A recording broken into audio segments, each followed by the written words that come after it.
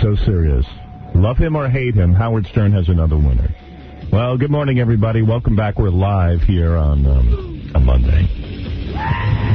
Is Geraldo married? What happened to his legal separation? Nobody knows. Jackie, you're supposed to be following him around. I'm surprised. He shook me. Yeah. Ah, there's Robin. Beautiful Robin. Oh, my God. What a sight. What? How beautiful. Oh, Good morning, my Robin. Here we go. Right So away. beautiful. Oh, my queen. You must have missed me. I did miss you. I missed you very much. I thought of you every day. Yeah, I didn't call, but you No. thought of me. You know, I almost called you last night to tell you I missed you. You almost called me? Yeah, I thought That's about odd. it, and I thought, I'll see you tomorrow. And it's like, who cares? My penis says hello to you. No, I said, I should call Robin to see what's doing. And Yeah, I didn't know when you got back into town, but I thought about calling you. then it was in on Friday. There, I was thinking you. All of New York was abuzz as I landed in the plane from California. California had the worst weather. I went out there I for... was there. Oh, you were there. I was in San Diego. Did you have the worst weather? It was horrible. I was there too.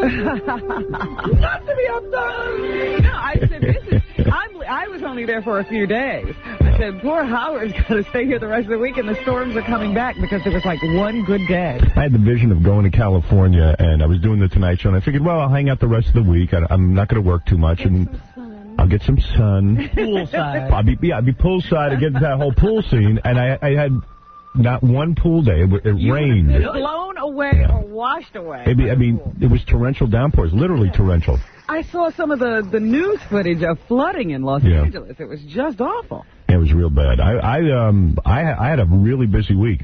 I did the whole party circuit. Did you? Yeah. I wondered. I said, well, I wonder if he's going out in this mess. I went out so much now. I'm like dead. I can't even breathe. Come back early to rest for your from your vacation. Oh, I slept for like 12 hours yesterday. I couldn't sleep out there. Really? Yeah. Time change problems. Time change and also staying up till 3 in the morning every morning. Yeah. Yeah. No, I was 3 in the morning. Yeah, I was like Mr. Party every morning. What parties were these? Grammy parties. Grammy parties went on all week. Yeah. Even before and after the That's right. Wow. That's right. I went to all of them. See, we don't know what's going on. Well, I never get to do that stuff because we're always working. I never get to go to a I party. didn't know that the parties, like it was like Grammy week. Yeah. Like they party forever. Yeah, and I was at Rick Rubin's house a lot. I'll tell you all about it. Okay. Yeah. Yeah, I'll tell you my whole week. Good. Did you see in the paper the other day they had this matchmaker? I saw that. I brought that in. I'm going to talk about that. Okay. All right. Why don't we take a break and we'll be back right after these words. Guttering John versus Larry King. You say that you knew Sandy Koufax. How about Amelia Earhart? Amelia Earhart, casually. The Easter Bunny? Frequently. You know what time it is? No. Isn't it time for you to propose? Don't lie about your name. How do you mean? You wrote a book. Wow, I'm just asking a question. You see Fault Man, Larry? What an entertainer you are, Larry. I want to marry you myself. You're listening to a man with only one wife, but a great sense of humor. Eric Norris's boss, Howard Stern. Noise, smoking weed, doing coke, drinking beers. Pack her ass, my good man. Time to kick back, take some beers, and smoke some weed. You're listening to the Howard Stern Show. Smoke some weed, baby. Yeah. Good morning, everybody. It's Monday, and we're having loads of fun here on the show. Everybody couldn't wait to wake up and get in here.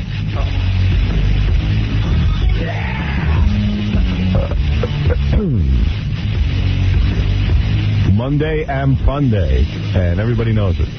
Well, it's the day before Leap Day. Leap Day. Is it Leap Day already? February 29th? Right. 29 days in February, right? Yep.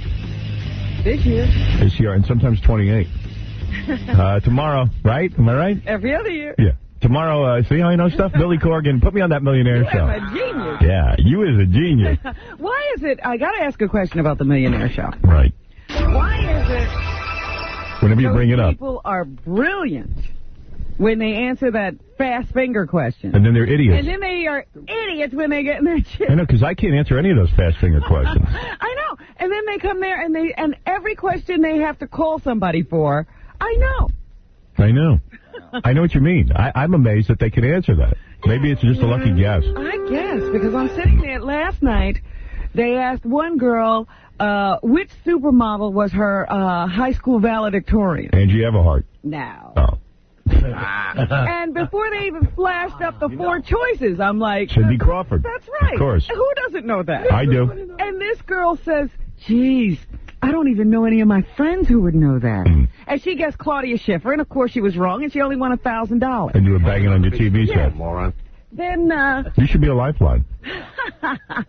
then the next girl, because they had 4 women in a row. That was a big deal for them, you know, because they at one point were putting out a call for women and blacks to try to play the show. Right. So they had 4 women in a row get into the seat last night. And she had trouble with almost every question after asking the fast, and she only won. Oh, actually, she's still in the chair because she guessed the right thing on WD-40. Well, whatever. Yeah. So Well, I can't answer your that question. show drives you crazy, though. Only thing I can tell you is they're going to pay Regis $20 million. Yeah, I just saw that he might be signing a $20 million package. Well, it kind of makes sense when you read what these people make for doing primetime series and making those kind of ratings, like ER and things. The guy does have a hit show. Why not? But I think his also includes continuing with Live with Regis and Kathy Lee. It's Yeah. just for the Millionaire Show. That doesn't seem like all that much money for having a hit morning show and a hit television primetime show. That's on 3 days a week. Yeah. What do you make of that? I think they're getting Regis on the cheap there. Yeah. They're roughing up the old man. This place. What's he need the money for? He's going to be dead soon anyway. Well, you know what I was thinking? Regis looks pretty good for 70. Yeah, I had no idea he was 70. I thought he was about 63 or something. He moves around pretty good. Yeah, I seen him. He looks okay. Got a little gym outfit on. Runs around in that. Sports. Well. I'm a spy, old bastard. So, 70. yeah. Oh. He's 70. I saw him in the commercial last night. He looks like... He looks good. Hey, Jackie, you're almost He looks 70. like you, Jackie. I know. Jackie looks good. I'll tell you. Well, he's got dough. He ain't going to miss a meal. 20 mil. All of a sudden, Regis is looking better and better. Who wants to marry a millionaire? I think he was better off before. They said he got $100,000 an episode, which means if he did it 3 times a week, at $300,000 a week. Yeah, what does that work out to? I think $3 billion a year. Isn't that like, well, Jackie, what's $300,000 a week times 52? Well, does he do it 52 weeks a year? Yeah, we'll give or take.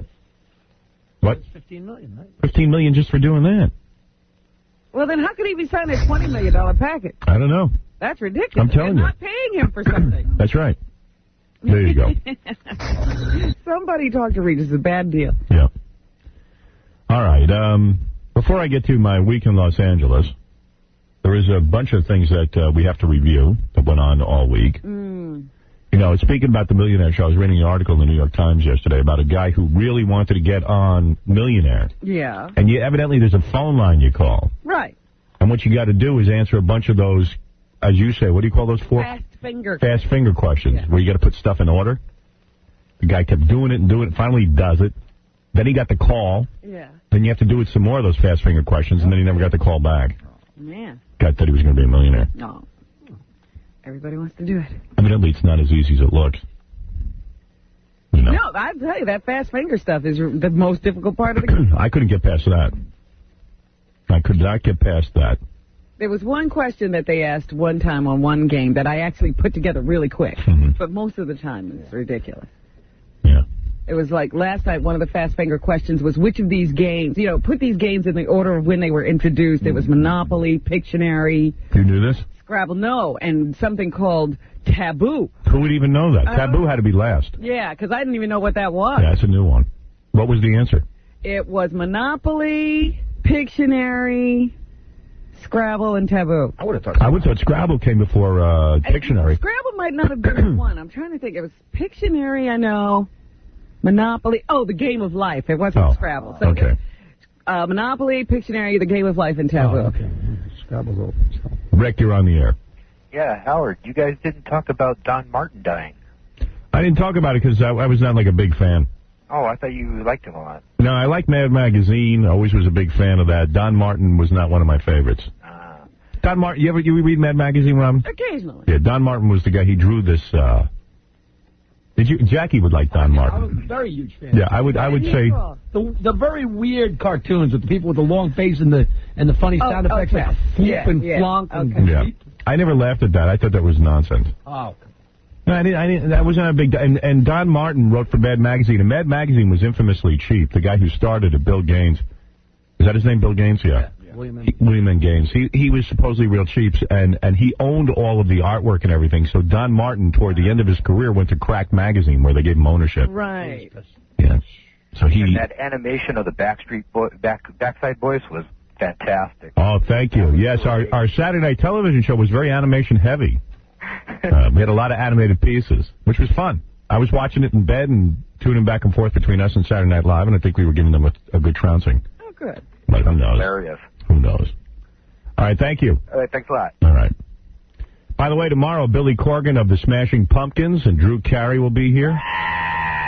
Later this week, the evaluators will be in to evaluate women. Jade Barrymore will be here, mom of Drew Barrymore. Oh, we haven't seen her in a long time. Be interesting to see her. Coming soon, Rachel Hunter and Bijou Phillips, my new little friend, who I met at several parties. Bijou Phillips. You and Bijou hanging out? Bijou ended up in my hotel room. How old is she now? 19. Oh, my God. Yeah, but not alone. I mean, there was a lot of people you there. had a chaperone. Yeah, she had a chaperone. 80 chaperones. Because this is a girl who's been in the news for years now. She's only 19. It's so weird. Let me tell you about Los Angeles. It's so strange. You know, I'm friends with a guy named Rick Rubin. Rick Rubin is the guy who started, I think, Def Jam Records. Is it Def Jam? Yeah. And Rick's a white guy. He's a Jew. I think he's a Jew. Yeah, Rubin. What the hell is that? Of course he's a Jew. Long Beach, right? Yeah. Anyway, Rick's like real successful. When they sold, he was a college kid who got into like listening to rap music and stuff. Hooked up with Run DMC.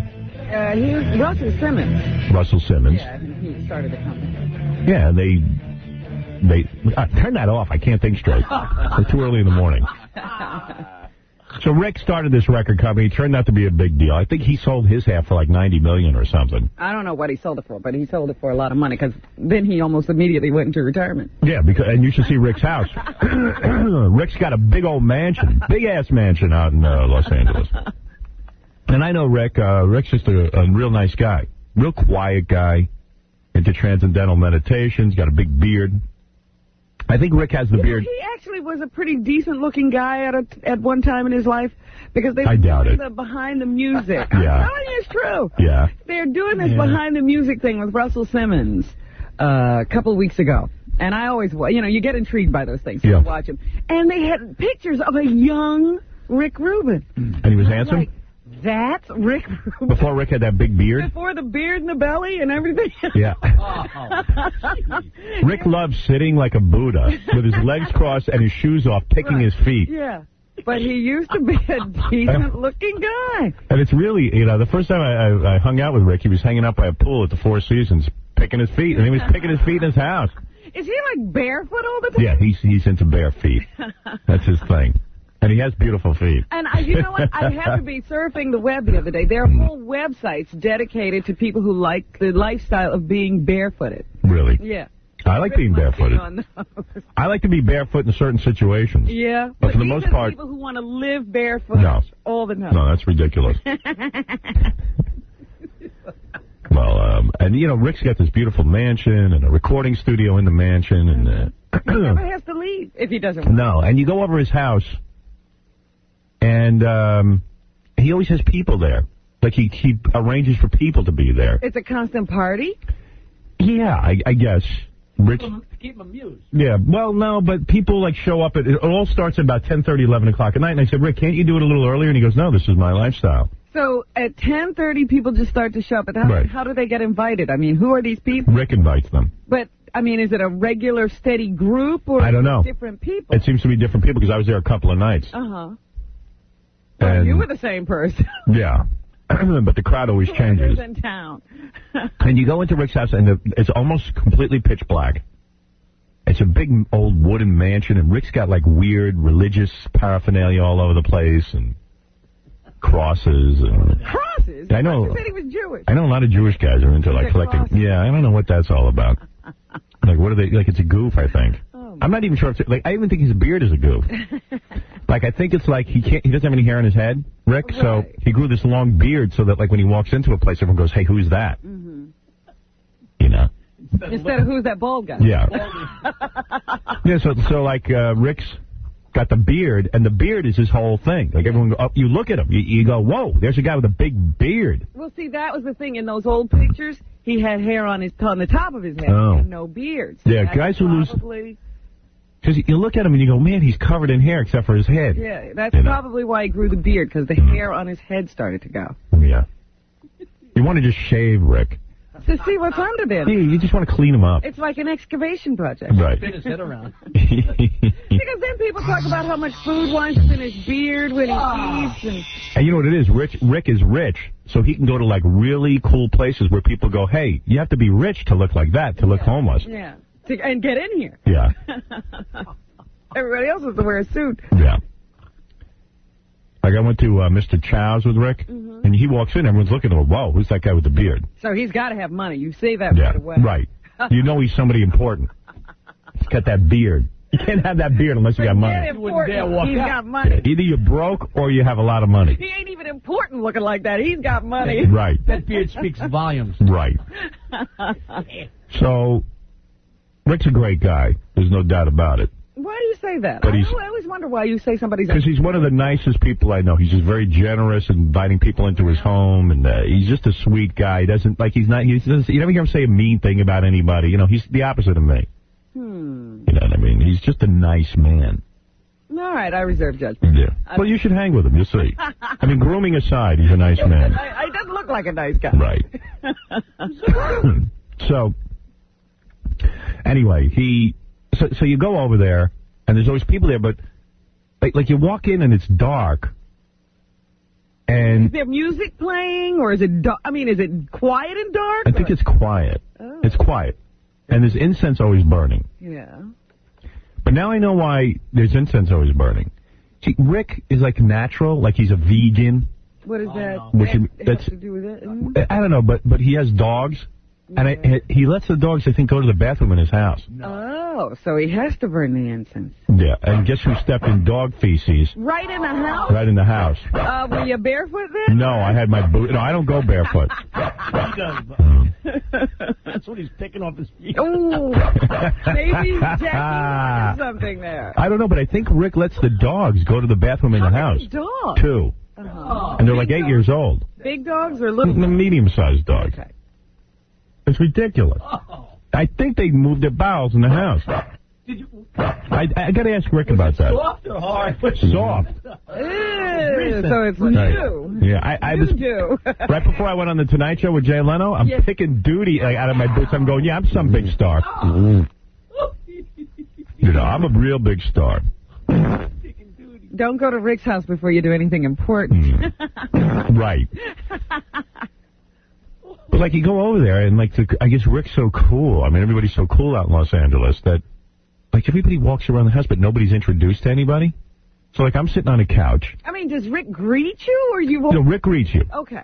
But he never says, "Hey, there's so and so and there's." So, there's just like there was chicks running around, there were guys, and you just have to figure out who everyone is. Because like halfway through the night, there were these 3 girls there, you know, rather attractive ladies, and I don't know who they are or anything, and it was just weird. And Rick's got some big screen. He's got a big screen with a high definition projector, and he's got a whole thing going on in there. What's on the screen? Marx Brothers. Oh. We were watching the Marx Brothers, and then you watch a lot of Beatles stuff at Rick's house. Oh, dear. Like Beatles Help. He's got great gear, but you don't watch anything good. Nothing good. Huh? Nothing good. He goes, "Hey, let's go back to my house and watch the Beatles Help." And I'm like, yeah. All right. Any chicks going to be there? But anyway, like, you know how when you have someone in your house, you go, hey, this is so-and-so. So then I'm sitting there, and then all of a sudden Rick goes, oh, that's Bijou Phillips, who I knew was going to be on our show, and his Papa John Phillips' daughter. One of them, yeah. I don't know how much of a daughter she is. No, she's his daughter. No, I mean, did he know her? Yeah, she claims he actually knew her. Would she recognize him? Yeah.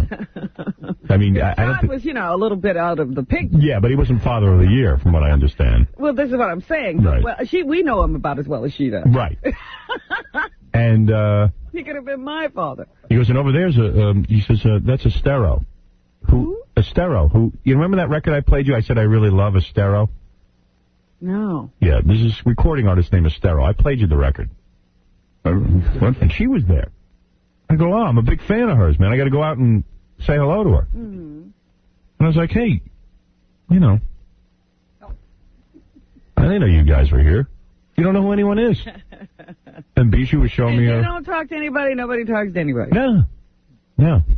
Wow. Well, they figure if you're cool, you'll know, right? Yeah, yes. You're supposed to be so cool you know who people are. But, I mean, he's knowable. I mean, nobody approaches him? No, nobody approaches anyone. Then another night I was over at Rick's house, and I went in, and, I'm talking to a bunch of people, and I wasn't talking.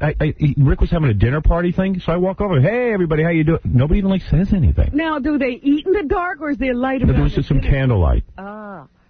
Wow. At least because I'm looking for dog crap. Like a seance. Right. You got a flashlight. You go in there with a flashlight. Miner's helmet. It's evil. Go to Rick's house, get the flashlight. And then, I didn't realize, one of the guys sitting there is from the Beastie Boys. Yeah? I was like, I didn't know that. Not that I care, but... And then there was another guy there from, Do they seem to know each other and you're just out of the loop? Yeah, I don't know. I don't know what goes on. Everybody seems to know each other. That's what I'm saying. You're just out of the loop. Like Goldie Hawn's daughter was there, Katie Hudson. Yeah. She's real nice. She was nice. Her I knew, because I met her the night before somewhere. Uh-huh. There's a whole circuit of people. See, you'd have to be out there all the time and get into this flow, and then you'd know everybody, too. Well, nobody was saying hello. Like, the head of Madonna's record label was there. This guy, I think his name is Guy. And everybody sits there, like in the house, quiet, staring at Rick's movie screen after a while, and then everybody's into these pocket pages where you can type stuff to each other. I think everyone was typing. Party? I think everyone was typing to each other. Nobody was really talking. Oh, my goodness. But it was great to be with Rick. Does Rick talk, or is he typing? He's typing, too. Everyone's typing to each other. And that kid from, remember that movie with Wesley Snipes? He's a vampire. Oh, yes, Stephen Dorff? Stephen Dorff was there. Oh, he's cute. He's a good-looking guy. I met your buddy the other night. Who's buddy? What buddy? The one that you thought was real attractive, Matthew Modine. Isn't he gorgeous? Wow. No. Oh, come on. I said to him, no offense. What's wrong with you? I said, you obviously are heterosexual. I said, Matthew, Robin says you're real good-looking. I don't see it. No offense. He's like, I don't either. I don't know what you're talking about. Oh, my God. Well, let me tell you. Yeah. Give me a call. Really? I should have called you up. I'll enlighten you. No, I'm talking to Matthew. Well, it was my week to go to party. But I went to a party here in New York when I got off the plane on Friday. Yeah. A Sex in the City party. Ooh. It's in the paper today that I was there. Yeah. I don't understand why that's in the paper. Why? Because I think the people who threw the party released the information. Of course they do. That's why they throw those parties. But it was a private party in an apartment. There's so many weird rumors going on about you. Really? This is a funny thing. You know the guy that works here, Liquid Todd? Yeah, Liquid Todd. He's like a club DJ. Yeah. So we got a call on Friday that Liquid Todd heard through the other DJs that you were having a private party at Ohm, and he wanted to know why he wasn't invited.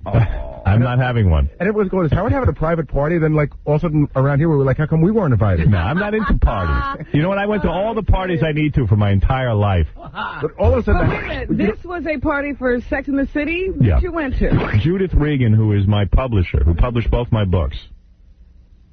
I saw her, and she said, do you want to go to a Sex in the City party? So I'm thinking I'm going to bang Judith. I'm thinking, well, Sex in the City. I said, yeah, baby, count me in. I'll bring my own rubbers. Yeah, baby. Sex in the City. I thought you'd go there to have sex. Then it turns out it's for the TV show Sex in the City. Yes. And it was at Elaine Goldsmith's apartment. Who's Elaine Goldsmith? She's an agent, big agent, Julia Roberts' agent. Yes. Oh, okay. Right. And I know her husband, Danny. Mm-hmm. I figured, okay, I didn't even know it was at their apartment. I went with Judith. Mm-hmm. Judith and I went to dinner. We went to the Sex and the City party. Did they represent some people on the show? I guess. I don't know. Was anybody from the show there? Yeah, I sat and talked with Sarah Jessica Parker for about an hour. And what about Matthew Broderick? No, he wasn't there, thank God. See, no fun. No fun. No fireworks. And I talked to Kim Cattrall. She's very nice, and her husband's a very nice guy. Yeah. So Sarah Jessica digs the show? Well, she tried, but you see, Sarah Jessica Parker is a bit of a... What? I think she's a bit of a liar, because she was acting all cool. She goes, well, I don't really hear the show that much. And I heard she listens all the time. Well, I know somebody who's driven her a bunch of times. The second she gets in the car, she puts our show on. But she was saying to me, well, I don't really get to hear the show that much. I was laughing at myself because I know she listens to it all the time. She's trying to play cool. Yeah, but she's very beautiful in person, I got to tell you. I always thought she was beautiful. I don't know what you guys are talking about. No, I think she's beautiful, at certain angles. A long face. She's got some odd looks, but she looked good, boy. Great. I said to her, I said, I'd like to have sex with you. What'd she say? In the city. She didn't say anything. Wasn't a no. Were all the people there from that show? Was that cute one with the big brown eyes there? Kim Cattrall. Oh, no, not that one. No, she wasn't there. There's a lot of people there, though, like Matthew Modine. And that's Robin's boy. Who loves him? I'm in love. I've admitted that. Yeah, there was a bunch of people there, like famous people. There was one guy there, a little skinny guy. I've seen in a million movies. I don't even know his name. I don't know. But I decided when I went to Los Angeles, for 20 years I've been sequestered. Let me go to a couple of these parties and see what's going on. Well, your life really has changed because we're not, for years, if I'd heard Howard was having a private party, I'd be like, well, who wants to go to that? That doesn't sound like fun. But all of a sudden it sounded like it was something I was missing. Right. That was important and fun. Right. Even though it wasn't true. Well, I made a whole bunch of new friends out in out in Los Angeles. You just don't know the names. Right. But like celebrities or industry people, like what kind of friends? Well, celebrities. It was great. At one point, I met going to these. Did you make friends or did you meet people? Well, I might have lost some friends too. How so? I think I lost David Spade as a friend. Yeah, what was that over? Really? I think you guys. What? Well, I'll tell you the whole. There's a million stories. What? There's a million stories. How do you lose David Spade? I don't know. I got to call him. Robert, did you watch one of the rag shows had Howard showing up at some Grammy party, and it was the oddest collection of people I'd ever seen. Yeah, well, wait, I'll tell you all about that. Well, first of all, Access Hollywood, I don't know how many people saw this, had me going into a Grammy party saying that I showed up with this gorgeous blonde. Mystery blonde. A mystery blonde. Uh-oh, you've discovered someone. Yeah, well, meanwhile, I went with Rob and Sherry. Rob Zombie. Of White Sherry's Zombie. The mystery blonde? It was Sherry, Rob's girlfriend, was standing next to me. And it's like Rob doesn't even exist out there. Right. No. They identified David Spade, but they acted like, because you could see Rob in the picture. I mean, he's so interesting looking. How could you miss First when they said I was with the mystery blonde, I thought they meant David Spade. Oh. But then they said a tall blonde, and I went, no, I can't be David. David's a great guy, man. I hope he's not mad at me. So you hung out with David, but you lost him as a friend? Well, here's what happened. No, here's what happened. So, before the Grammys is a pre-party by Arista Records. Arista Records, Clive Davis throws a party. And it's the day before the Grammys. All right? So which is smart. Big party, right? Right. Big deal. Big party. And I was a little freaked out by it because you go there, and now the parties are covered like they're Oscar events. There's a big red carpet, and you walk in, and that was fine. I don't mind walking on a red carpet. I said hello to all the photographers, let them take some pictures. Who cares, right? But now when you get in the party, they have the press there at the party. In other words... You keep acting as if this is a big surprise to you. No, wait a second, though. If you invite somebody to a party... It's an industry party. No. Please. All right, so... please. Not you now. Let me say something. Well, it's required at this point. When you go into the party, when you're actually at the party, you're trying to talk to people. Every time you start a conversation... I saw Billy Joel there. Start a conversation with him. A video camera comes running up to you with a big light to videotape this. I said, wait a second. I don't mind outside. How are you supposed to meet anybody? How are you supposed to have a party? You're supposed to go to real parties, not these parties. Right. Well, this is what I learned. Right, like the party in the apartment on Saturday night, there were no cameras, right? Where, Rick's? No, at the Sex and the City party. No, of course not. That's a nice party. That was fun. But then they report on it the next day. Yeah, why have a party in somebody's apartment if there's no press? Yeah. Because it was I thought it was just for people to get together. I don't know. But if it's a Sex and the City party, right. It's to advertise the show. I don't know what it was. Otherwise, it's just a party at Elaine Goldsmith's place. Oh. You know what I mean? If it's a Sex and the City party, it's a press party. Whatever. All I know is they released the guest list. Yeah. And then it says I had a tarot card reading. I didn't have any tarot card reading. Well, either you want the cameras there to document this or not. No. I don't believe in tarot card readings. I told that to Sarah Jessica Parker. Well, she was reading your palm. Yeah.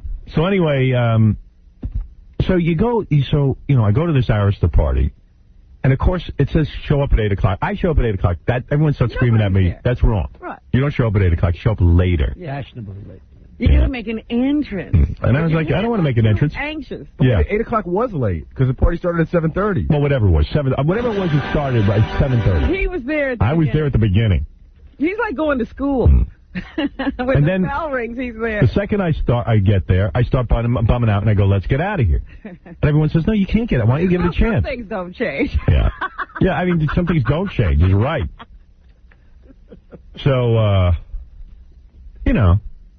I was there before the caterer. He walked in with the food. And I'm walking around, and there's people every minute taking my picture, and the press asking me questions. I said, what is this? But wait a second. Explain why you think David Spade might be mad at you. Well, I'm going to get to that. This is later in my week. Oh, I got you. Right. I thought it was that night. Well, No, this is the early part. this is later in the week. Which party were you going to on Access Hollywood? That was a Grammy party, one of the many Grammy parties. He doesn't remember. I don't remember. It's all a I was blur. drunk out of my mind. Are you? Oh, yeah. Really? Well, how many drinks does it take you to get drunk? Well, Doesn't matter. I was drinking vodka and cranberry juice. Oh, my God. And I must have put down about 5 of those big suckers. Get out. And I was What are blasted. you talking about? Well, I was You're loaded. an alcoholic now. Now, are you drinking in a limo? So you're Everywhere. I would go into a party, I would grab a drink, and I'd get back in my limo and start drinking again. No, but I mean, when you show up at 8 o'clock for this party, have you had a drink? No. He doesn't prime himself. No, I'm not you yet. I'm not up to you yet. I'm just trying to find I'm out. almost where you're at. almost But, to that He's point. telling you where you're going. Right. This is next show. So most people, you're right though, most of the people I was with would have a drink at the hotel. Glass of champagne Yeah, or in the liver limo on the way. Right. It's like stretching before you exercise. Right. And what made you drink vodka and cranberries? Well, I just decided red wine doesn't get me drunk fast enough. Just, All right. Was Ross getting you your drinks? No, Ralph actually was. Because those guys drink. I've seen those guys drink, and the way they get their drinks is it's Belvedere vodka with a splash of cranberry. Yeah, well, I changed that around. Splash. I couldn't even taste the cranberry. Yeah, you can Right, taste you it. get more cranberry than they do. I said, dude, this is way strong. There's color in the drink. I'll be flat out on my back. I drink this. It's straight vodka. They drink. Right. Ugh. So,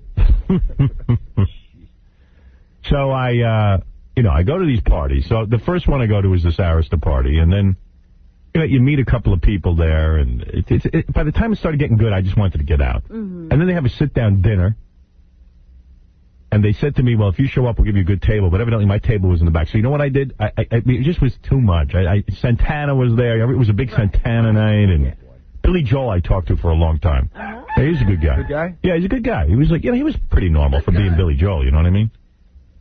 He wasn't a dick. We took a bunch of pictures together and stuff. What do you say?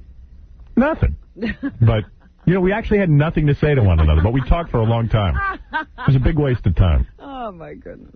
It was nice talking to him, but I can't tell you one thing we said. Did you listen to the show? I don't know. I don't even know if he knew who he was talking to. I swear to God. How do you talk to Billy Joel? You're sitting down, he's so short. Yeah, I couldn't hear a lot of what he said. I'll be honest, that's funny you bring that up. So you I just could not. nodded your head like... Because you know what? Picturing you and Billy Joel. They're so busy taking pictures, I don't want to be crunched over like a moneylender Right. over Billy Joel. You're talking to Hank. Hovering like... Yeah, it was like Mutt and Jeff. But I wanted to stand up straight for the picture, so I missed half the stuff he said. Did he rap to you about Long Island? Yeah, I don't know. Maybe. I don't even know what he said. He didn't even hear him. And out of the corner of my eye, everyone's going, hey, over there is Britney Spears. Uh-huh. And they go, she's looking at you. I said, well, yeah, I look like a train wreck. So I could tell Britney Spears wanted to come over and say hello. Uh-huh. And I really wanted to go over and say hello to Britney Spears, but it was one of those things where you don't do it right away, so it's like a Mexican standoff. And then all of a sudden it becomes uncomfortable. Right, So finally, somebody comes over and says, would you like to meet Britney Spears? I said, sure. Bring her over. I said, bring her over. They go, no, you go over to her. I said, no. So we never met. You know, you could be a gentleman. She is a girl. No. Right. That's show business. Get out of here. You're right. It's a pecking order. Don't come over. You want to come over and meet me? Never meet anybody then. I met enough people. Never meet anybody that doesn't come over. No. Hey, Robin, Howard's right. Howard's got 15, 20 years of staying power. He's the bigger star. It's not about that. Sure it is. You know what? Then if it's not about that, why didn't she come over? You don't have to stand on Why didn't she come over? Then why did she send someone over? She's not a star. Oh, She's got 10 minutes left on her fame. Honey, it was a Hollywood pissing contest, and I won. All right. I'm with you on that, Howard. Fine. Thank you. Yeah, you and Baba Booey. Thank you. How much of his other advice do you take? I'm with you. I am with you. I stand behind you. Steadfast. You know. Baba Booey. You know, if you want to meet me, come on over, honey. Oh, you're so silly. So then... So silly. So then, I go downstairs, and I'm starving. I haven't eaten a damn thing. So they have these tables set up with, the entree, which is shrimp. Uh-huh. Me and Ralph start sitting down at all the tables, eating people's shrimp. You just ate all the appetizers. Because everyone was standing around talking, we just would sit in a chair and start talking, and then we'd scarf down some shrimp. And there must have been about 20 plates with, just the tails in the dish. I screw him. I'm hungry. You know, one minute he can't walk up to Britney Spears, but he can steal shrimp. Yeah. He's hungry. So then, I was hungry. It doesn't bother him. So I say, I got to get out of this party. I'm bumming out, right? Because over at the House of Blues, they're having Macy Gray and Moby concert. Right. So I go to leave, and who do I run into on the way out? Was Courtney Love, Lars from Metallica, like the whole rock star contingent, and who else was there? Kid Rock, who was there with James King, the supermodel. Really? Wow. Yeah. He's hanging with her? I don't know. It looked like it was an arranged date. He swears to me it wasn't. I said to him, hey, what are you doing with James King? Because I saw him the next night. I go, what were you doing there with James King? He goes, just the laugh. I go, I heard later on in the night you weren't with her like it was an arranged date. And he goes, nothing with me is arranged. So he's not owning up to that one. Well, he's saying, I think he was implying that was his lady. Come on. Oh, come on. Why is that so hard to believe, Robin? He doesn't have a lady. No. I looked at James King. All I could tell was she looked like... She's supposed to be with some other model guy. I don't know. She looked like she needed help. But wasn't James King the one we had on that had been through some weird stuff? Right, she had drug problems. Yeah, so, that's, Do me a favor. Get her on the phone. I want to know if she was doing Kid Rock. I doubt it. She's supposed to be living with some model. I'd like to put money on it. Okay. Oh, really? How much? As much as you got. I don't think she was doing it. Which action you taking? She looked like she was being kidnapped. Oh, you're saying she wasn't? She wasn't with him. That's what I'm saying, but they were arm in arm. You know? So you want to hear more? Sure. All right. So then, I split and went over to the House of Blues. Uh-huh. So when you go to these parties... You didn't hang with Courtney and Kid and... Nah, they were going to go in. I was leaving. I just wanted to get out. And, it was fun, but I had to go.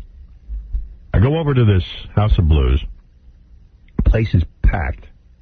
Right? So you were in the regular section, not upstairs in that special... Yeah, I was in the regular section. Forget about it. I said, there's an upstairs room, they say, you can go in. And what happens up there? You're just looking down at... Upstairs room is just it's a TV set. Right. You can't even see the concert. You can't see the concert. But it was so crowded, I got up. So I go up there, and right away I meet Patricia Arquette.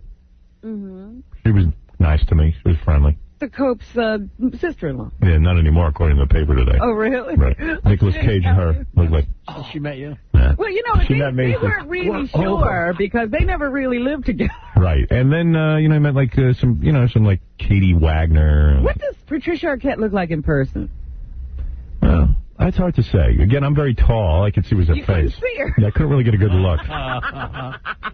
She wasn't bad. All right. I always thought she was a funny-looking girl. But, standing there was and Sheryl Crow was there. Uh-huh. So, Did you talk to Cheryl? Yeah, a little bit. Uh-huh. I don't know. She's weird with me. Really? She tries to act like she don't know me or something. I don't know. She's just weird. Really? She loved you when she was in here, man. Yeah, well, that's in here. People are trying to get their records played. Right. You have to love me when you're in here. So, I'm sitting there. People are afraid of you? I don't know. He's out of the studio. I don't know. I don't know what happens. I just feel very, I'm shy. So I go into this place. I'm overwhelmed. So I see this very tall woman standing there. And, I'm attracted to tall people. I like to talk to tall people because I don't have to hunch over. You can see them and you hear them? Very tall. Kind of attractive. Uh-huh. No raving beauty. And I'm talking to her. I'm talking to her, and she tells me she's a model. Her name is Jill. I don't know what her last name is. Jill the model. Jill the model. And I'm talking to her, and I said, hey, this is a nice person to talk to. She seems kind of interesting. And I'm talking to her. I'm not hitting on her. I'm not doing anything. I'm not asking her out. I'm not asking for a phone number, nothing. Just having a conversation. Yeah, she was another tall person. And I felt out of place, and she seemed into talking. Mm-hmm. So 10 minutes into this talk, right away, a big, tall guy comes over. And he has to, like, interrupt the conversation, because evidently, I guess he's there with her. Oh. And he's getting all threatened because I'm talking to her. Monopolizing her time. Yeah, well, I think he thought I was moving in on his girl. Yeah. This happens a lot, by the way. I notice. And he starts, it turns out he's Sheryl Crow's manager. Uh-huh. Right. So, I mean, so what? So the guy's there, so I keep talking to the girl. You know, I'm talking to her, that's all. And then who comes over? Bill Maher was there. Oh. He sees it. Politically incorrect? He sees a good-looking girl. He moves and shakes, man. Yeah, he's definitely, he zeroes right in. Magnet. Yeah. He didn't come over and talk to me until I was talking to the good-looking tall girl. Oh, then he wanted to be with you. Yeah. So I'm talking to her because I'm glad I just have someone to talk to, you know? It's a party, and I'm feeling out of place. So, turns out that this guy, Sheryl Crow's manager, and that's like his girlfriend or something, the model. All right, so what? So I say goodnight to them, and that was it. The next night I hear from everyone, Sheryl Crow's manager's going around, and this girl, Jill, Howard was trying to hit on me, but I didn't go for it. You know, like that became the big story. Well, now, you know, that sounds like sour grapes, Howard. Yeah.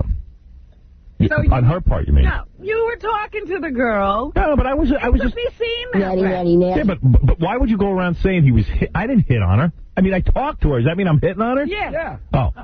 Well, go explain that to me.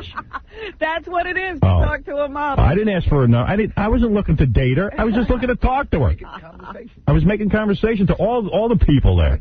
You said you weren't. You were just talking to No, but I talked to Katie Wagner. I talked to Patricia Arquette for a while. I talked to this chick, Jill. I talked to a lot of people. I talked to the guy. I talked to the manager. I talked to everybody. But right away, she has to go around saying, oh, you know, in order to make herself feel good, that I'm hitting on her. You know? Oh, dear. So, you know, it was amazing to me. You know me, I've been living in my basement for 20 years. I come out and I go to a party, and I don't know the rules. I guess you're not supposed to talk to anyone unless you're hitting on them. Well, why do you think people sort of stand around and don't say anything to each other? Unless you're really serious, don't open your mouth. Well, I won't.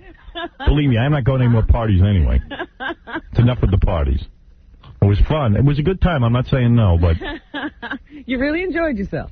I did. I had a nice time. So then when I was at the House of Blues, I don't know, then everybody leaves the House of Blues. It's like everybody goes to different parties. You go to a party and you go to another party. You hop to parties. You get the limo and you just go. Yeah. And Ross explained to me, you got to go to a party and then time it right to go to the next party. It's all timing. You just roll. Yeah, but I was not. My timing was way off. You remember. Yeah, because I was like sitting there going, well, where is everybody? They left. Yeah. Where'd the party go? Yes, High Pitch. High Pitch Eric. Hey, Howard, how are you? There's a party. Oh, I got to take a break. I didn't realize. Go ahead. Say what you have to say, High Pitch.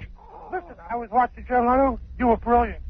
Yeah, I heard wonderful things. Everybody was talking about I did the Tonight Show. the Tonight Show after. Brilliant, man. Those girls are hot. What? Those girls are hot. Oh, on the, you're into guys, aren't you? No! He didn't like girls. That black woman looks like Janet Jackson. Yeah, She that's... looked like Michael Jackson. That's why you're interested. Well, I got to tell you all about the Tonight Show and doing that. Yeah, that was some show, man. Yeah, it was fun to do. Yeah. Well, thank you, High Pitch. Hey, anytime, man. All right. Bye. You know what? I'll get to all the phone calls. If everybody could just hold on the line, I'll do it after these commercials, and then I'll finish telling you about the rest of my week in Los Angeles and how I think David Spade is mad at me. I can't imagine how you could piss off David Spade. Well, I really don't. I can't either, quite frankly. Maybe I'm wrong Were you about hitting on his girlfriend? No, he didn't have a girlfriend.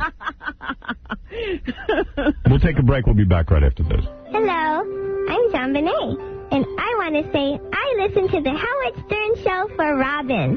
I love her, and I think it's so funny that she thinks she had it rough growing up. Try not making it to 7 years old, Robin. Now that's a rotten childhood. Bye-bye.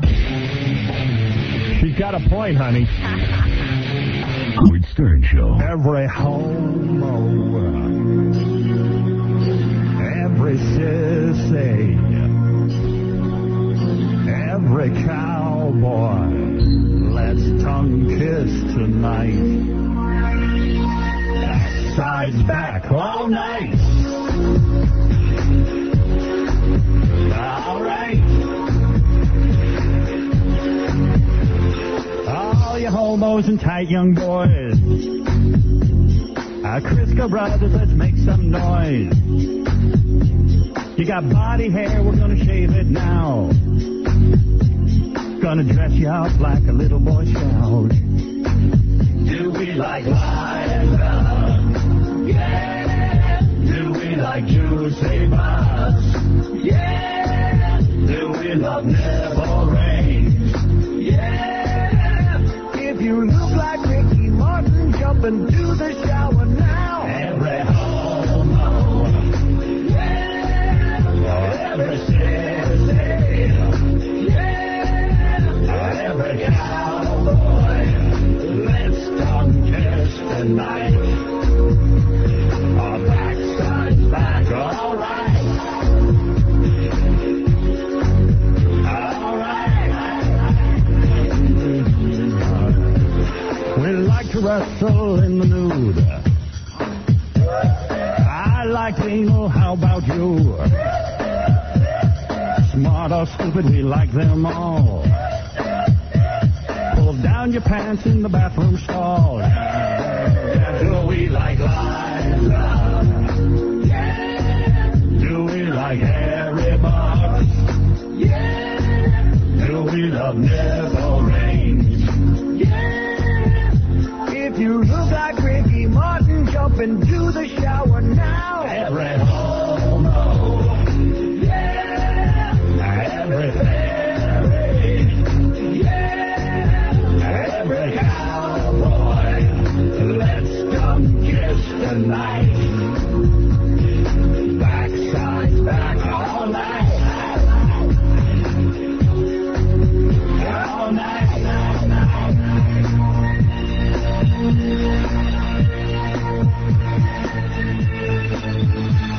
So every everywhere. Let's see what's in your underwear. Yeah, yeah, yeah. From London, England to Japan. If you've got penis, we'll be your friend. We'll be your friend.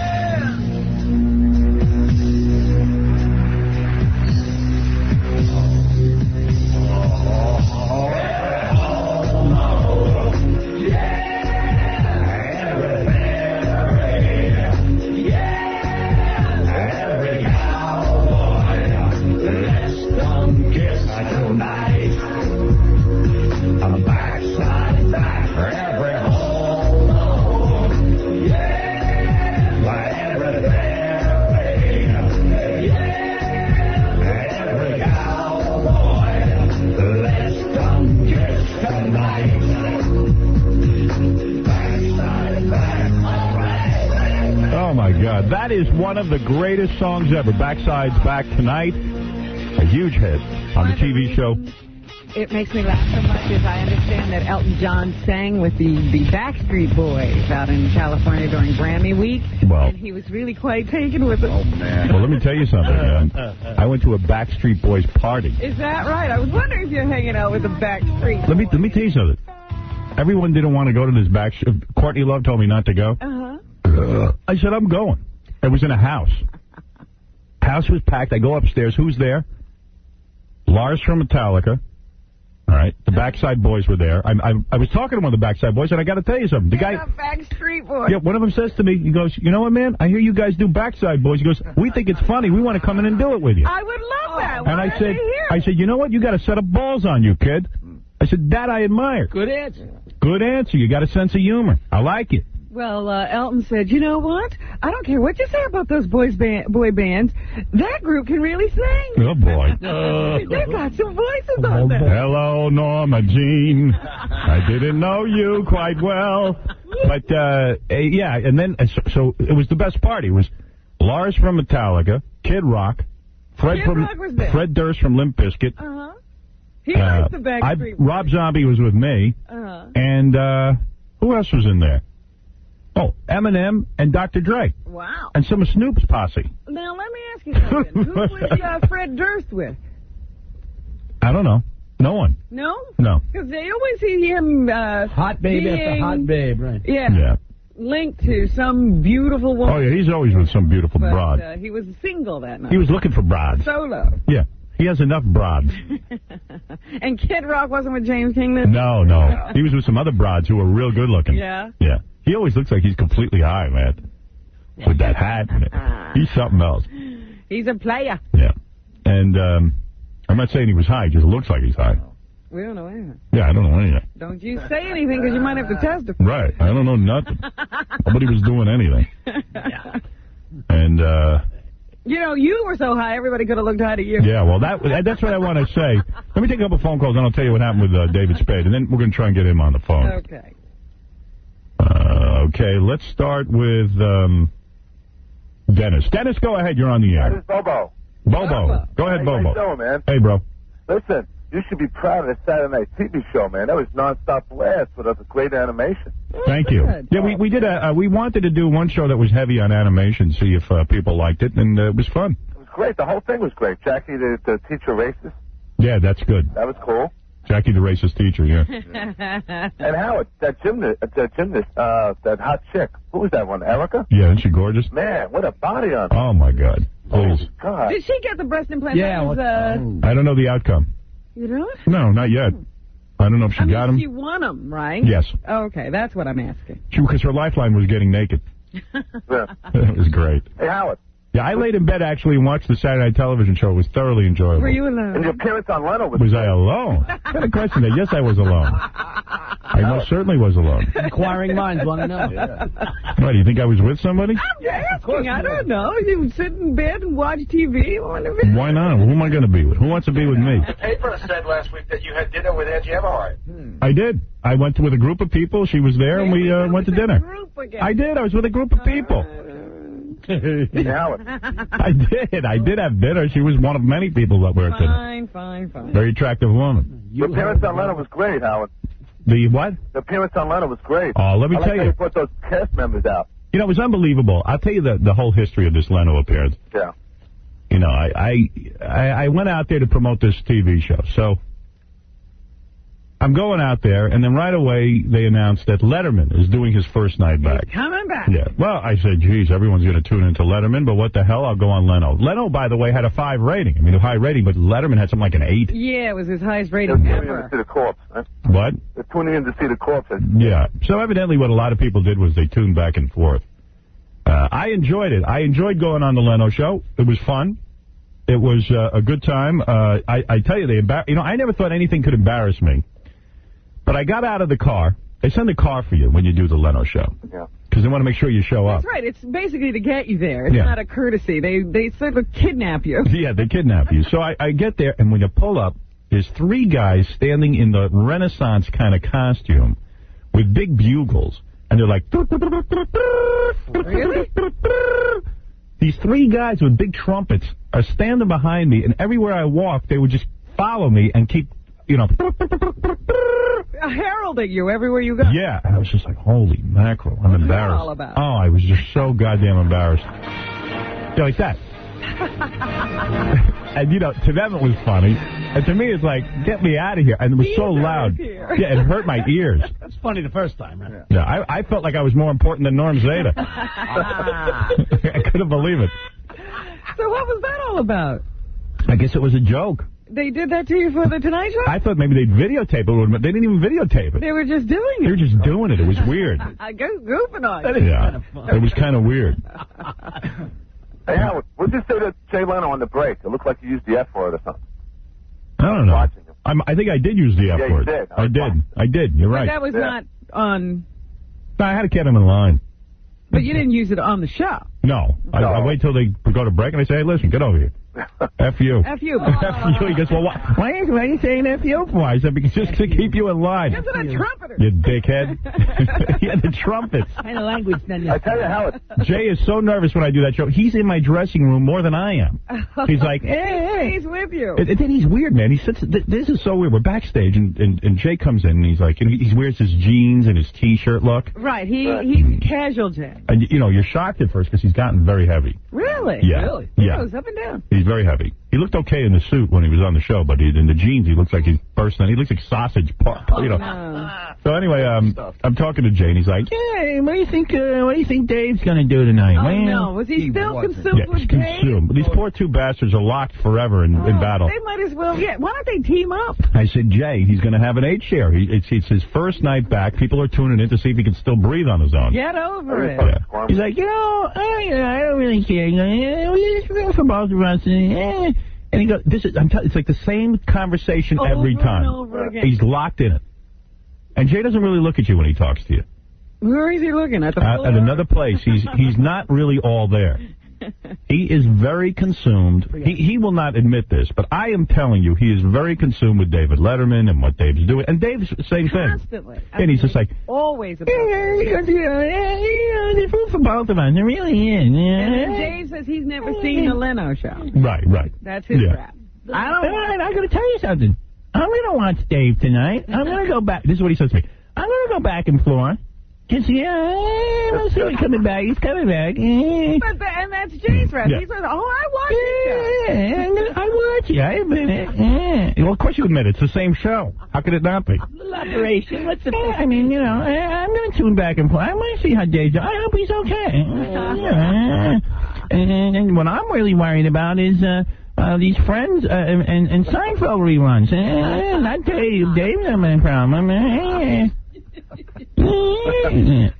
mean, and it's just like, listen, I want to get ready to do your show. Get out of here. Yeah, he's the, I'm not your psychiatrist. Yeah, oh, my God. It's unbelievable. He is consumed. Go see him. Because during the commercials, he goes, really, what's going on with you and your separation? He has been in the commercial. Yeah, any chance of you getting back? So I'm saying, you know what? That's very nice. He's sincere. I'm start giving him an answer, how sad it is to be separated. It's very lonely. So I look, he's not even looking at me when I'm answering. So I shut up. And he goes, He didn't even know you didn't answer. No, he didn't know. I'm telling you, he doesn't listen to the answer. I don't think that they're real people. No. There's not a real Jay, No. and there's not a real Dave. No, Jay, if you opened up Jay's head, you'd see mechanical gear in there. Robotic. Yeah, robotic. So I'm saying to myself, why am I was answering in a very sincere way, because you thought he was concerned. You think, when you first get separated, you're in shock. You don't even think of the consequence. Now it's like I've been living with the reality. It's a horror scene. It really is sad. It's just awful. So, and I start pouring my heart out, and I go, this guy, and I don't think there's any lights on inside his head. I'm talking to nobody. So I shut up, right? So he goes, 2 seconds later, he's right back into Another subject. He goes, I take Mavis to Las Vegas with me when I go on the round. I go, what? Yeah, I take her with me. What does that mean? I don't know. Like in other words, if I took Allison somewhere, we would still be married. Studio, we don't go anywhere. Yeah, we don't go to Vegas. Yeah, I take my wife. He keeps us quiet. I'm like, I said, wait a second. I said, you work on your cars and hide in your garage all day. Right. One trip to Vegas keeps your marriage together? He can't do in his car in Vegas. Right. He brings his wife. That's right. He doesn't have cars, so he brings her. And then he's working all night. Yeah, I'm working all night. Right with my coming. How about a vacation with your wife, Jay? Oh, I'm not doing that. So. I wonder how you dance with Dave about your separation. Yeah. Right. I wonder if Dave would ask you that. Dave wouldn't ask me. So he told me, and then you go on the show. All right. And he does this long monologue. Way too long. It seems to get longer and longer. Yeah. Then he does a bit. Right. You know, Howard, that's what everybody said on the street, that you could get more than your fill of Letterman and get a vibe on how he's doing. Howard, because Jay goes on for so long. Well, evidently that's what people did, because Jay still got his usual high rating. Yeah. Right. And, which is fine by me. Because I think there's room for both of us. So, anyway, then he does a bit. Then finally I get out there for 2 seconds. I wasn't on that long, right? No. I They wasn't. don't have time. They use up all the show. They put that other guy out. And then they put this kid on. Yeah, the kid. Yeah, nice kid. Toby? Toby something. And I start asking him some questions. He was really uptight. Yeah, and then Jay cuts me off because I'm doing too good. Right. You're monopolizing. And then they got to put a band on. Oh, no. And then they could have. If you know I'm going to be on, why would you put a band on? It's like a formula. What was that about? Break it. They can't break it. And then you have this thing. Jay walks over and watches the band. So they say, would you walk over and watch the band with Jay? So now you're at a bar mitzvah. The band is playing. You're standing next to Jay. The audience is watching. I don't know. What, do you dance with Jay? So then Jay goes down when the band's done, and then Jay starts calling me over, and I'm going, me? What are we going to do, a song? It's like the Mike Douglas show. Yeah. So I stood there. You don't know what to do with yourself. Yeah. And everyone thought that kid Toby was mad at me afterwards. Yeah, really. He wasn't mad at me. He came over. He says, thank God you asked me something. He says, I don't know what to say. Yeah, but you hear Jay says, maybe come on next time when Howard's not around. You know, Jay always says that to his guests. Yeah, like I'm some sort of vermin. All they do is beg me to come on. Then I come on. They go, maybe you should come on when he's not here. Then why do you have other people on when I'm there? Back when Howard's not Hey, that's a good idea. I got my wife.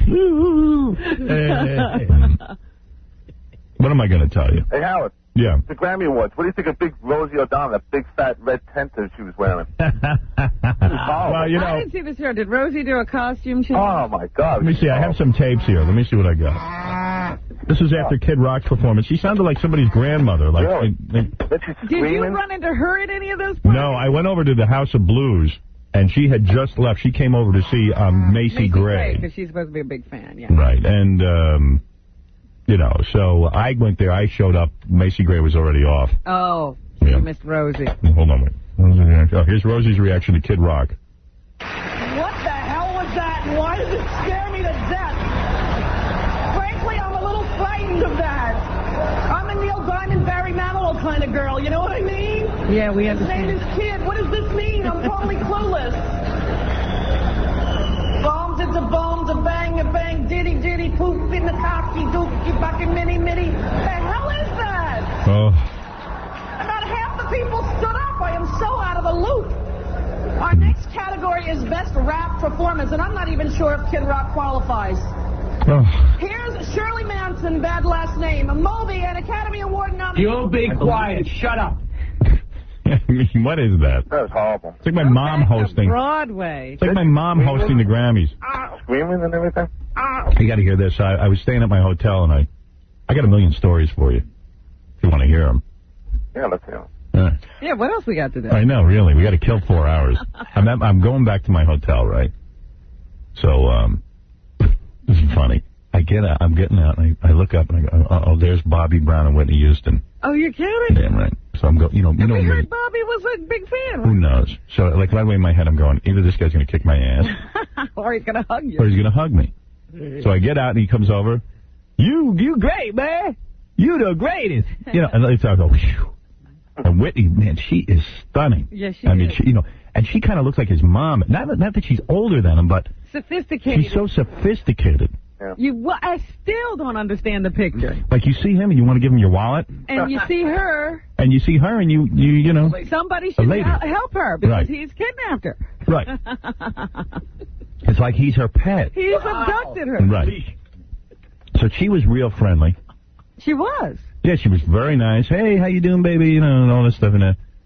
And I'm talking to Bobby Grisman. He's like, come on, let's go to one of those parties of yours. You know, Scores over there. Oh, really? Yeah, so I'm going to have Bobby over to one of the Scores parties. Oh, my God. You're going to ruin his life. Yo.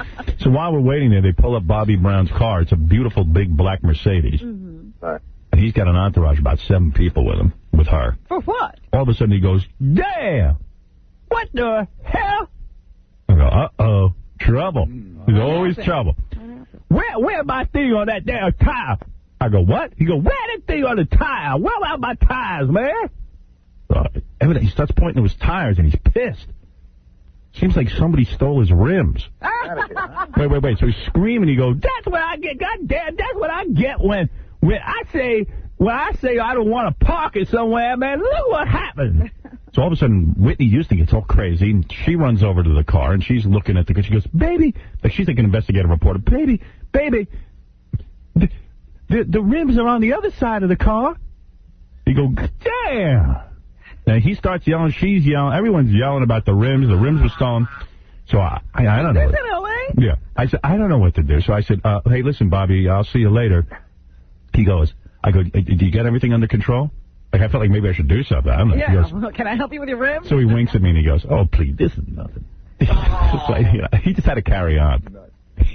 Split off a little spin. I mean, really, they aren't even his rims. Give me a break. Whatever. I don't know. I don't know what the outcome was. Hey, Howard. Yeah. What do you think of the Jennifer Lopez, the Versace special she was wearing? I like it. It was cool. I like when Why chicks... does she wear clothes? Why bother? Why bother? Well, She wants to Really? be naked. she's a Held together sexy... with tape. She doesn't want to be naked. She wants to she wear does. sexy... You know, a friend of mine said to me, boy, look at her. She's ridiculous. I said, that's not ridiculous. That's beautiful. Sexy. That's sexy. Oh, you just want to see more of that. Yeah, I do. She wants to be naked. She might... I mean, they must have to fight her to get her in. Really? Well, she's a beautiful woman. I'll tell you Because something. that was hardly there. If she was my girlfriend, I would like when she I dressed don't like even that. recognize her, though. She looked different. She always looks different. Because when I first saw the pictures in the paper, I was like, who is that? I had to read. I didn't see her Right.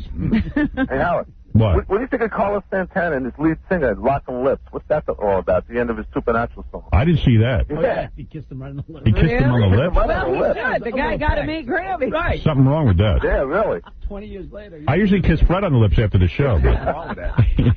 Ritual thing. Hey, Jackie Penthouse Joke Page Martling is 4 filthy, dirty joke CDs and cassette. Only $12 plus $4.95 U.S. shipping. Call 1-800-323-KING this Friday, March 3rd at the Royal Oak Music Theater in Detroit, Michigan. For MP3 Jokes and Jokeland Web Mall, visit jokeland.com. Hey, Howard. Yeah. One more thing before I go. Listen, I was on the show 2 weeks ago, the Extreme Fan. When do you think you're going to put together a game show and bring all the Extreme Fans on? What do you think about it? I don't know, but if you'd like to play Butt Billionaire, we're doing it again. It was such a big hit, and nobody really won. That? Because that was quite a show. Yeah, if you'd like to play Butt Billionaire and play with porn star Kendra Jade, a shot at her butt, please call 1-800-44-STERN. Check out Kendra's website at realpornworld.com. Call 1-800-44-STERN, and we can get you down here to play. That's the real porn. Cool. Yeah, and we're going to see what happens. Thank you, Bobo. All right, take care, man. Nice Later. talking. Unbelievable. So here's what happened. So, you know, I decided to go to a lot of these parties. I'm on vacation out there, and it was raining all the time. There's nothing to do. Yeah, I mean, not just a little rain. It It was, was torrential. oh, it was like a monsoon. It never rains in L.A., and now the 2 weeks. And everybody's, oh, but we've had great weather. Yeah. It hasn't rained here in forever. Meanwhile, I was miserable Friday when I left the show. I got off the air at 10 o'clock, got to the airport, because my flight was at 12:15. We didn't leave till 3 o'clock in the afternoon. Oh, my God. And then it was an extra hour. It was snowing. I didn't think we'd get off the ground. And then it was an extra hour in the air because we couldn't go through Chicago. It was so bad. Oh, my goodness. Yeah. Did you have any trouble getting back? Because No. there were a lot of delays No. because of the storm out in L.A. No, I got back, no problem. Well, that's good. Yeah. Because I wound up having to fly from San Diego to Denver, from Denver to Washington, and from Washington to JFK. Wow. That's how hard it was to get out of there that day. Like being in India. No, India was easy. Kenny, you're on the air. Hey, Howard, how's it going? I think you answered most of my question I had. You look like you're a little bit uncomfortable on Leno, but maybe because of his big chin in your way. No, I felt loose as a goose, actually. Some people said that to me, that I looked uncomfortable on Leno. I didn't feel uncomfortable at all. I enjoyed doing the show. Yeah. You always, I'll tell you the truth. I think what people mistake discomfort for is when you do these shows, it's so unnatural. You got to get out there and entertain people real quick. And I think it's not my usual pace That's of right. doing You're things. out of your usual rhythm. Right. So anybody who normally would listen to me would say, gee, it's a different rhythm. But it is a different rhythm. It's a whole different... Their rhythm. It's their rhythm. It's not yours. Yeah, it's almost have to cut him off, so you can get your point in there. But Yeah, but Leno was fine. I mean, Right. So aside from having to be a psychiatrist before the show, it was fine. I don't even know how you can concentrate on doing the show with him crying on your shoulder Yeah. like that. I was nervous because I had to do my own hair, Robin. Oh, and how did it turn out? Tony wasn't out there. Oh, I think it was fine. Because sometimes the outfit and the hair can be a big issue. It'd be a big problem. I've looked better, but I think I did okay. Oh, dear. So, You know what I was wondering about? There was something going on before we left, and you said you were with Ralph. So I was wondering if you ever got an explanation of what happened with Ralph, John Stamos, and Stuttering John. yeah, I did. I got a whole explanation on Really? that. Yeah, I don't know if you want to go into it. It's not all that interesting. Okay, because it really bothered me what Ralph did. If it did what I thought he did. Well, that's all right. He got his comeuppance. Really? Yeah. Because me and Richie went to a party on Friday night, the first night. It was Saturday night, the night we got there. Uh-huh. And Ralph kept trying to get in on the party. We wouldn't let him. So Heidi Fleiss out there. Oh, yeah? How's Went to she some doing? party. It's a rich guy's house, and Heidi Fleiss is there. And then I started thinking, well, maybe all the chicks there are hookers. Yeah, you better not hook up with anybody. You'll But be in a book. But she's out of that business. Oh. Yeah. Darn. I saw Fran Drescher at the party. So, Yeah. you know, How's she doing? she's doing good. What'd she look like?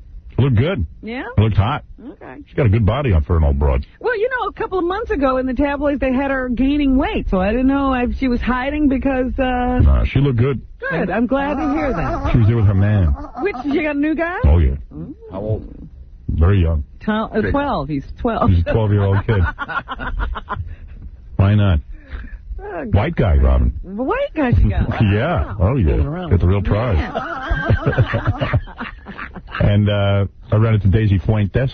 Daisy? I saw her at a bar. I saw her at a bar at Ago, and I invited her over to the party. Did she talk to you this time? Because the last time you said you ran into her, she was kind of stand-up. Yeah, she talked a little bit. Is she dating anybody? She's No, free. she's free.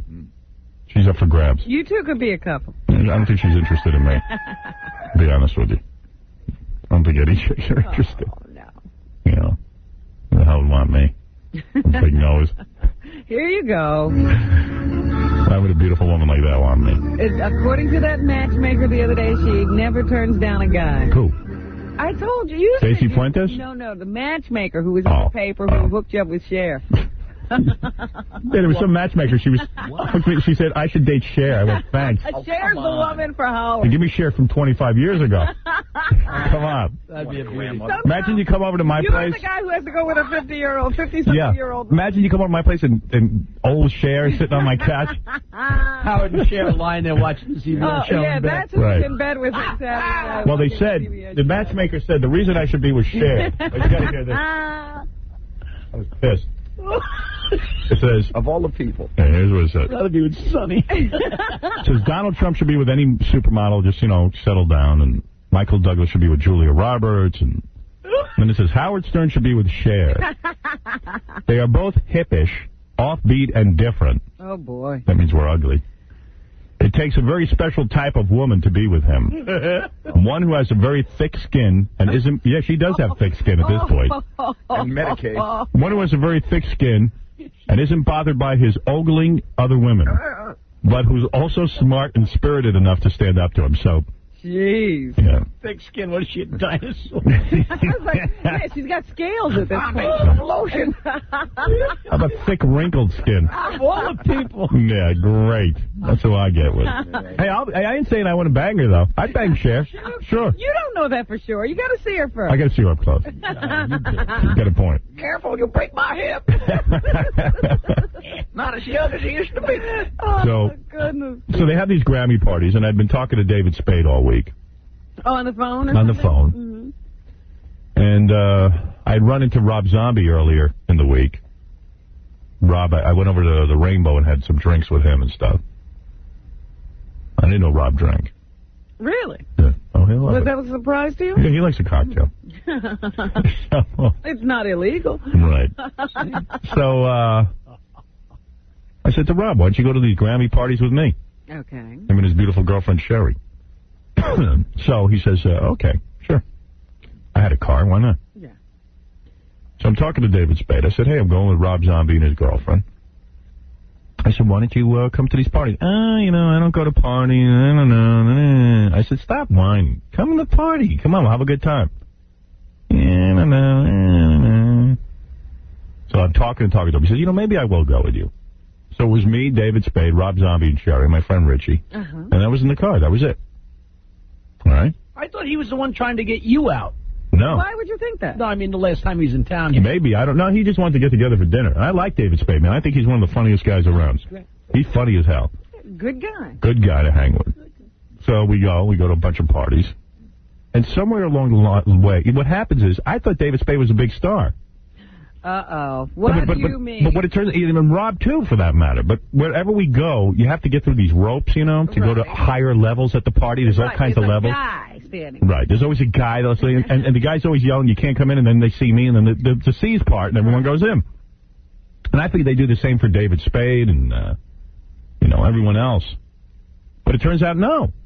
We went to some party, about the three parties in.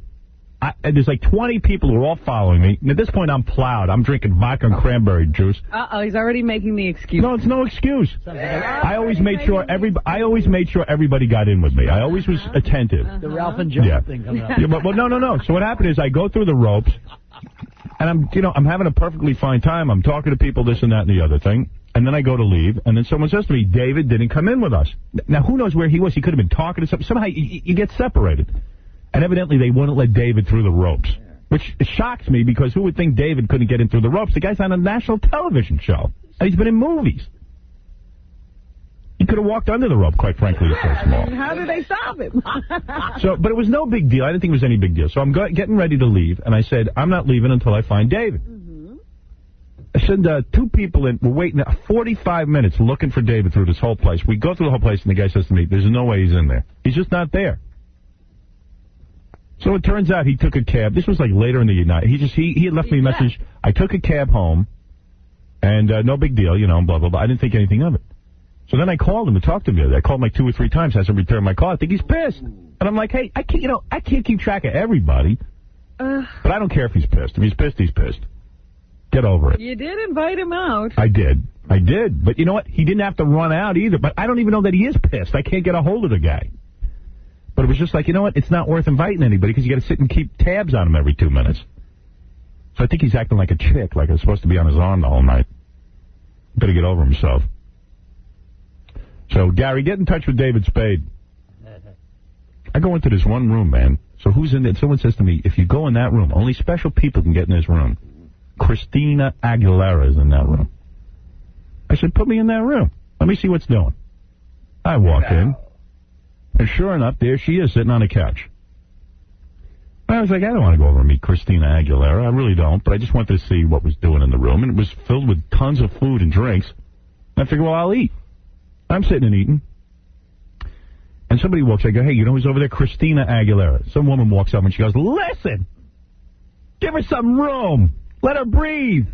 So I said, I don't know what you're talking about, lady. I don't even know what I don't know what you're talking about. She can breathe all she wants. Oh, dear. So 2 seconds later, like, Courtney Love shows up. She's at all these parties. She's fun. I say, Courtney, you want to meet Christina Aguilera? She goes, no. I said, come on over. I want to see what happens when you meet her. So I go over and I introduced the 2 of them. It looked like 2 people from Mars. No, 2 separate places. Yeah, right. Yeah. Yeah. They're not from the same planet. That was kind of funny. It was funny. So did you talk to Christine or you just introduced her? Yeah, I said hello to her. That was it. Did she talk? No. She's a kid.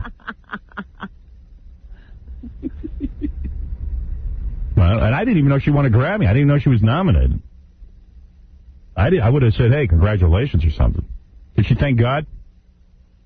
Got to thank God, first and foremost. Are white people doing that now? Yeah, white people are now. She didn't thank God, but she was like, oh, my God. Did she cry? She didn't cry. She was just like, she didn't think she was going to win. She didn't have a speech ready. Then she also remembered 50 people to thank. I think that's why they were saying give her air. I think she was like laying down on the couch. She was having like, the vapors or something. She's having exhaustion. Yeah, she was having exhaustion. I don't know. Everyone was saying give her room. And then she was laying on the couch. I don't know what was going on. Tired. People go out to lie on the couches at clubs. Right. Hey, Gary, do I have her acceptance speech? Yeah. It should be... Baba Booey. Here's the funny thing. Yeah. So the people giving her the award are Sarah McLachlan, Melissa Etheridge, and Sheryl Crow. Right. And, like, everybody loves Macy Gray. She's nominated against Kid Rock. Was this the new artist? Best new artist. Oh, It's also nominated against Britney Spears. Right. So I think all 3 of those women looked really bummed out when she won. Yeah. And, and she looked pretty surprised that she won. Yeah, everybody thought Macy Gray was going to win this. Yeah, that would be the way to go. Or even Kid Rock. Right. Well, they said he was, he's been around so long, it was odd for him to be in that category. And the best new artist is... Oh, come on. Christina Aguilera. Wow. So she's like, doing the, oh my God, she's going to do this. She makes her way up to the stage. Oh, my God. She's pretty hot, I got to tell you, in person, though. She looks that good on TV. She was all sexy in person, man. Yeah. She's got some little bod on her. She's only 19, right? Yeah. I think she might be younger. Yeah, it's a little bug because she's a little girl. Yeah. She's all sexualized. Like she's all, she's like John Bonet. Oh. You know what I mean? She's like all decked out with the boobies. And the dark, that black eye makeup slashed across both eyes. Looks good. You didn't actually watch the Grammys, did you? No. Britney Spears performed. So she comes out and she's doing some ballads. She's dressed like Cinderella. all of a sudden the dress tears off. Well, that's the new thing. You got to strip. Right, the dress tears off. Like a stripper. She's wearing a bodysuit, but from the side, from like the knee up to her breast is all cut out. Yeah, with the big boobs. And it's just, you know, it was like very uncomfortable. Yeah, all of a sudden she's one of Heidi Fleiss's girls. But yeah, even what was that last award show? Christina Aguilera did the same thing. She had a dress on, and then all of a sudden she strips and starts singing sexily. Guys, I seriously do not have a speech prepared whatsoever because I thought with one No one was buying into this. out in time for the cutouts for the Grammys, genie in a bottle. My God, thank you so much, you guys. Thank you to all the Grammy voters. Thank you to the fans. My gosh, you guys. I would not be up here. I'm shaking right now. I can't believe it. To RCA, BMG, Jack Rovner, Bob Jameson, Pamela Murphy, Steve Kurtz, management, Katrina Sardovsky. This is without a secret. Support me on the road, who I would not be able to Thank God. make it without. Thank you so much. My mom, my dad, my dad. Howard Stern. And, My God. She did, thank God. Thank you. And am I the only person in the world who didn't know she was part of the Latin explosion? Is she? Is she Latin? She's Hispanic. They had I her didn't think of that. I thought she was Italian. No. They had her on the beginning of the show with Jimmy Smits. Right. And her and Jimmy Smits introduced this big salute to Latin music this year, which was like Mark Anthony and Ricky Martin. But Christina Aguilera, all of a sudden, when she starts introducing people, she's got the the accent. All the R's are all. No idea. Oh, really? Yeah, it's like a whole different person. Yeah, that was the whole big deal with Wow. Aguilera. But I never saw a hot blonde Hispanic chick before. No, I didn't know that. I had no idea. Yeah, and here's me going into one of these parties. Universal, the biggest Grammy party on the planet, also had the biggest prizes. Shocker number one, Howard Stern and a new mystery blonde companion. So, who was she? Well, the newly separated Stern wasn't giving anything up, accompanied by a 6-person entourage that included comedian David Spade. The usually vocal shock jock was unusually tight-lipped as he breezed past the press. Let's talk to you real quick. Then heads turned as Grammy winners show. Wasn't all they had to do was ask. Well, they said you were being tight-lipped. Tight-lipped? I was going in. I wanted to get something to eat. Yeah, if you look at the video of you, it doesn't look like you stopped or you know what I mean. It looked like you were walking in. There was one camera there. It was Access Hollywood. They had talked to me the night before. I was like, wait, how many times am I going to talk to you guys about what? This time you're with a mystery blonde. Yeah, the mystery blonde. All they had to do was ask. It was Rob Zombie's girlfriend. You said you wouldn't stop to talk to him, and all they had to do was ask. No. They could have talked. They could have walked over to the blonde and said, "Who are you and who you with?" I mean, it would have been very simple. And by the way, Rob doesn't let go of her arm. It wasn't like I was arm in arm with her. But why did they ignore Rob in the How can piece? they then say that you were with her? What? How can they then say that she's Because they're insane. another guy? Because I could walk into a room with like 100 people, and if there's a woman there, I'm with her. They'd rather guess and make up a story. It's almost as if they didn't know Rob was with you. Yeah, Rob was right there. He's in the shot. He's holding her hand. Yeah, he's making out with her, and I'm with her. No, in the shot, I have to say, I saw the shot go by. You're talking to her, walking with her, and Rob's a half a step in front of you. Yeah. Oh, so he's not holding her hand. No, but he's close by. Oh, please, those two. At one point. Howard, you're always giving me misinformation. All right, I was banging Rob's girlfriend, okay? Rob was our beard. You know what I did? I planned this so Rob would date her for 6 years, so that it wouldn't look like I was with her. What a setup. That was smart. Believe me, I would be with her. She's hot. I like that. Someone said David Letterman almost cried while we were on. Yeah, that's what I was reading the accounts of his performance, and they said he got misty-eyed, is how they described it. Big baby. Hey, apparently when they open your chest, it changes. Well, I was watching some of his show because I was going back and forth watching me and watching him. Uh-huh. Well, he dragged out all his doctors. Yeah, that was when he got What is that? You know what? You love your doctors after they say listen to this. So it was 5 weeks ago today that these men and women right here saved my life. And Hey.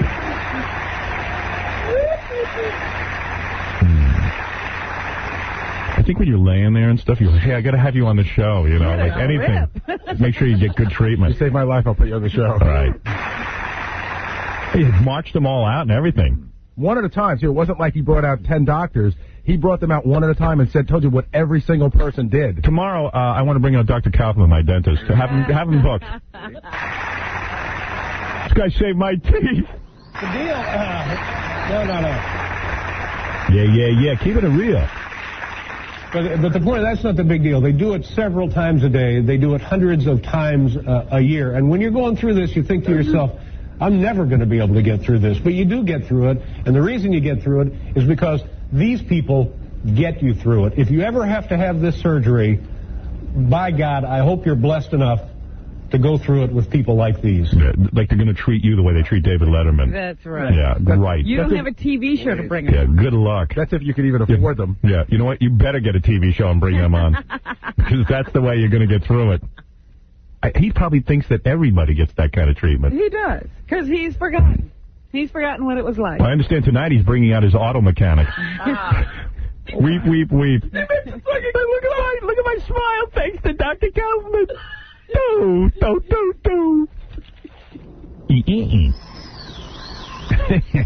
This person brings my mail every day.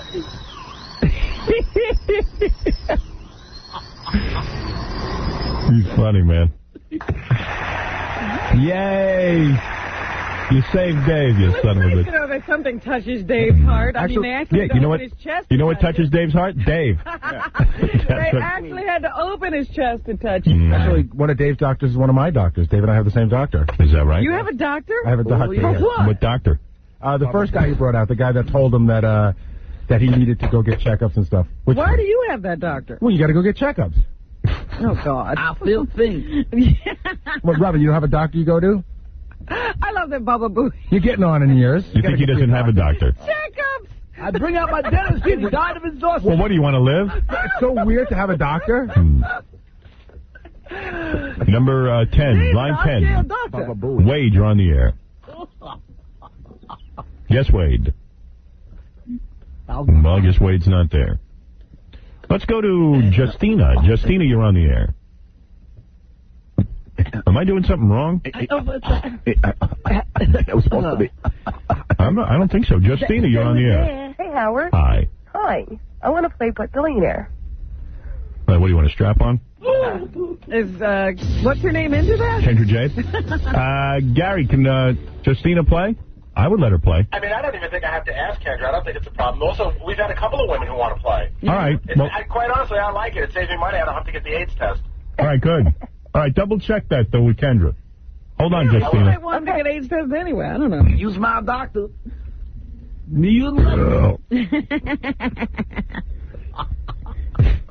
Check up. Why is that so bizarre? John, you're on the air.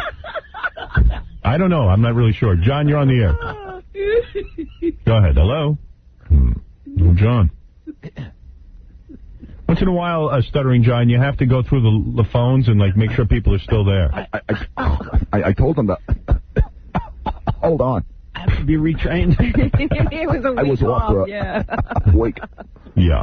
Let's go to Chris. Chris, you're on the air. Hello, Chris. John, you got to check the lines after you kept them on hold for 2 hours. He says he does, Howard. No, he doesn't. I see he walks through the halls. Tell him he's got to sit at that stupid desk. They were just there. Yes.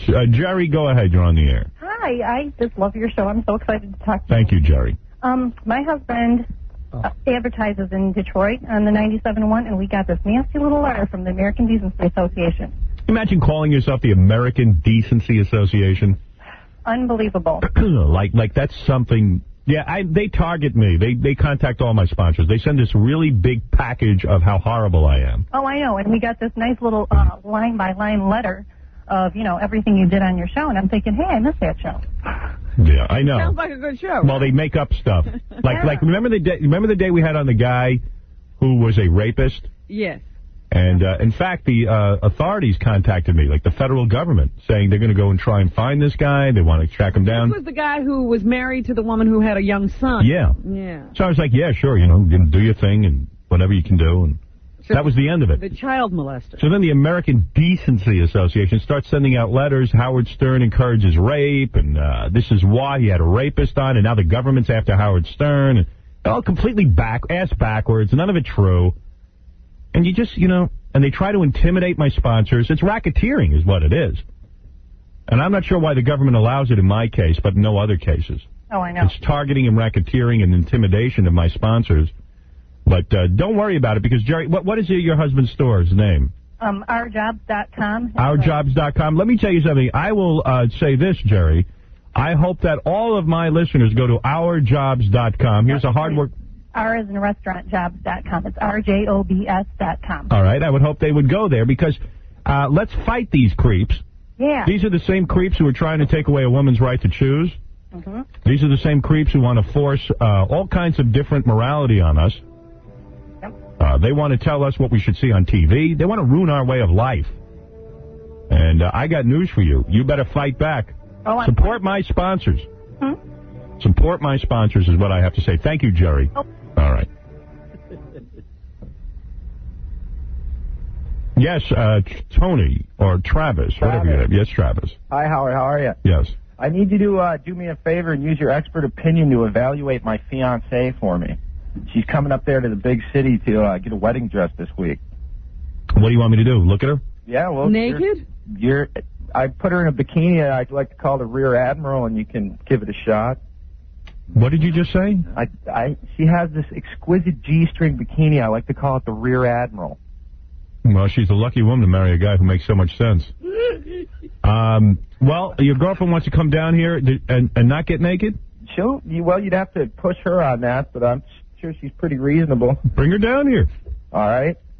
Let her get down here and get naked, and I'll tell you what I think of her. Sure, I'd be happy to. Put me in touch with Stuttering John. All right, hold on. Thank you. All right, guy wants his fiancée evaluated. If I don't like how she looks, would you get rid of her? Are you dumping her? No.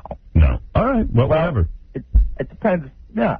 All right, let's see how you're doing. We'll certainly evaluate her. Thank you. All right, thank you. Why not, Robin? Guy needs a second opinion. He's not sure why, but he wants her evaluated. Right. Yeah. Marriage has a shot. All right, we have a ton of stuff to get to. In fact, when we get back, remember I told you I saw this video of naked girls messing around with balloons? Yes. We have Crystal, the balloon fetish girl, who's going to explain everything to us. Okay, because I didn't even know there was such a thing as a balloon fetish. Well, I didn't know either. I still did. don't. I don't know anything, evidently. So let's find out all about girls and balloons right after this. And also, excuse me, the most talented man in the world will be here as well. Who's that? You'll be meeting him. He just claims that's his billing, the most talented man in the world? Yeah, the most talented man in the world will be here. Right after these words. This is the president. I'm going to say one thing to the American people. I am very horny all the time. Even when I'm on TV, I'm very horny. Thank you. Oh, yeah. Bubba Booey, F Jackie. Yo, yo, yo. I got to play you this before I bring in the balloon chick. Because you're going to learn something today. You're going to learn about balloon... Educational program. Yeah, you're going to learn about balloon fetishism. I got all the balloons in here. I'm going to set it up and show you what's going on and talk to you about this. But, you know, these guys, I love these guys. The Touch-Tone Terrorists are so good, and they just sent me a new one. They have a CD, right? They have a CD. They're coming in here. I love phony phone calls. These guys evidently have some phone number where it's like a warehouse where people call to complain about customer service. Yeah, they didn't get their package and stuff. And so they're so funny, man. It's the Touch-Tone Terrorists. And listen to this one. They're going to be in a couple of weeks. Hello. Hello. Customer service. How may I help you? Yes, sir. I was calling. I had ordered a package to who specifically stated that they use to deliver. Yes. And as it turns out, now tomorrow's Robert's birthday. I have How would I manage? What are your tracking number? my tracking number. Yes, sir. Are you ready? Hey, let me get you the computer here. All right. Well, go ahead. Okay, sir. Is there anyone else there that I can speak with that might? I'm not understanding you.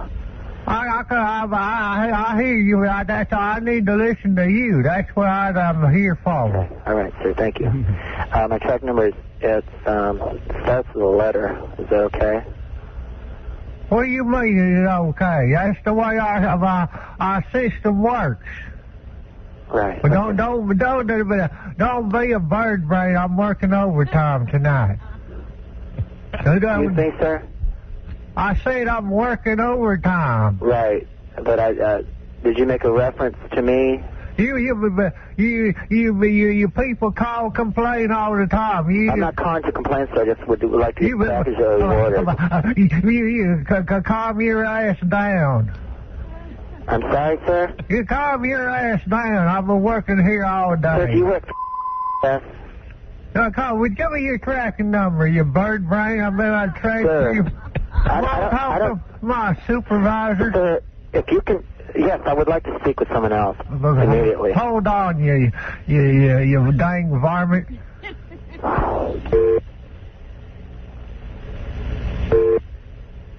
Customer service is Willie. Excuse me? I said, it's Willie. Can I help you? Yes, sir. Yes, sir. Thank you. I was about to give my tracking number. Jim, I just got to be talking to Jim. He said you were giving him a hard time. No, sir. I'm not trying to give anybody a hard time. I'm just trying to get our package. My friend's birthday is tomorrow. We ordered the package in plenty of time to receive it. What you sending? It's a personalized item. Hold on a minute. Let me ask, did you specificate the correct zip code on there? Pardon? You specificate the correct zip code. Yes, sir. 43336. You got the right damn zip code on there then. Pardon me? I just want to make sure I'm asking if y'all put the right zip code on there, because all you people all call up complaining and y'all forget to put the right zip code on there. It ain't our fault if y'all put the wrong zip code on there. You hear what I'm saying? Sir, is this what the hell are you talking about, you jive turkey? I come down there, I stick a chicken fried drumstick up your mama booty. Sir, I'd like to see you try that. This is ridiculous. Is this You being a jive turkey. Hold on a minute. Yo, brother, I got this jive turkey on the phone giving us a hard time. I'm sick and tired of dealing with these idiots. What should I tell them? You want to talk to this jive turkey, brother? All right. Sir, maybe I should just call back during different... Do you work just a night shift or something? Yeah, of course. I work the night shift. I got to listen to you people calling up. I'll call back another time. This is ridiculous. I've never experienced anything like this in my life. Yeah, you a job turkey. Why don't you go shit with somebody else? Wow. Isn't that great? Anyway, those are the Touchstone Terrorists, and if you need information on their prank phone calls, 1-888-44-PRANK. See, that's how it works. Okay, so here's the deal. We get tons of porno here at the station. Now, these women claim this isn't porno, but I think it is porno. What is it if it's not? I don't know. I don't know what it is. I guess they're saying they're not having sex, I guess. Yeah. Well, I get this video. Now, bring in the broad. And the producer's on the phone. And the producer's wearing a ski mask. She doesn't want anyone to know who she is. She's a she? Yeah. Bring in this is the lady from the video. You're in the video, right? Yeah, I saw you. Big star. Got a nice body on you, I'll tell you that. Beautiful. Nothing wrong with you. How about you pop my balloon? All right, so your name is Crystal, right? Okay, Crystal. And Crystal, you're the star, one of the stars of the Balloon Fetish videos. Right. All right. On the phone now is Cheryl. Right. Hi, Cheryl. Hi. And you're wearing a ski mask? That's correct. Why It don't has you nothing want to do with being ashamed. Well, what is it? It's just that I just don't want to be recognized in public because I just prefer not to. Right. Okay. Now, okay, everybody who does something doesn't wear a ski mask. Right. Why would you? Very true. If you're proud of it, you don't wear a ski mask. Oh, I'm not ashamed of the work. Liberate yourself. Take off your ski mask. What is it? What I are you? just don't understand that it doesn't equate to being ashamed. Are you a mom? Okay, you really want to know why I wanted to wear the ski mask? I want my customers to think of me the way they want to believe that I look like. Oh, so you're like... I'm not in any of the videos, and I want my customers to think I'm their dream girl. Oh, I see. So you're ugly. No, I'm not. Is she ugly? No. Yeah. Okay. No. All right. So anyway, what's the difference? What, do you got kids or something? No. Oh, okay. A little older? What, in your 40s? Well, Howard, we're about the same age. I bet she has a tail. All right. Anyway, so let me... No, Howard, I don't. All right. Let me explain to everybody what I'm talking about. So I get a lot of porno, and I know you don't consider it porno, but I get a lot of porno in the mail. You know what I mean? And I see this, Gary gives me this, I go through it, and I see the cover, and it's like chicks with balloons. And you didn't know what that was. So I figure I got to take this home and check it out. It caught my interest. It's called Balloon Fetish number 20 or something. Who was in 1 through 19? Who knows? So, I take it home, and to describe it is women come in first in, like, sexy outfits. Like something she's wearing now? Right, like this sexy woman right here. And she, like, holds the balloons, and then they have other women holding balloons in sexy outfits. Do they do anything with the balloon? No, they just, like, they fondle them and stuff. Then, the next thing, they're, like, wearing, like, lingerie. And then they, like, rub the balloons, and they, like, pop them with needles and stuff. Then they get into, like bra and panties or something. And bathing suits. And then they start, like, sitting on the balloons. And then they get naked and smash the balloons with their butts. Right. Are you here to give us a demonstration? Yes. Oh, good. Okay. All right. Now, do you appear in number 20? I don't think so. I think I'm number 21 or something. No, you're 13. I'm 13. You're number 13. And evidently, these sell well, right? Yes, they do. Like, how many have you sold? Oh, thousands of them. Really? And where do you sell and these? it's not just domestic. It's all over the world. All right. You sell them on the Internet? Yes. But do we need 21 of them? Well, I don't have 21 yet. What is it? What is it? Have guys described to you why they buy them? Is there a group of people? How did she find out about it? I got to tell you something. I watched the whole video. But, I mean, where did she know that this would be... Well, Robin, the reason I know is we do TNA. My husband and I have done for over the last 10 years TNA videos. And one of our distributors... What are TNA videos? What do you say? Well, yeah, but I mean, are they porno? No. Oh. It's same genre that you saw on that one.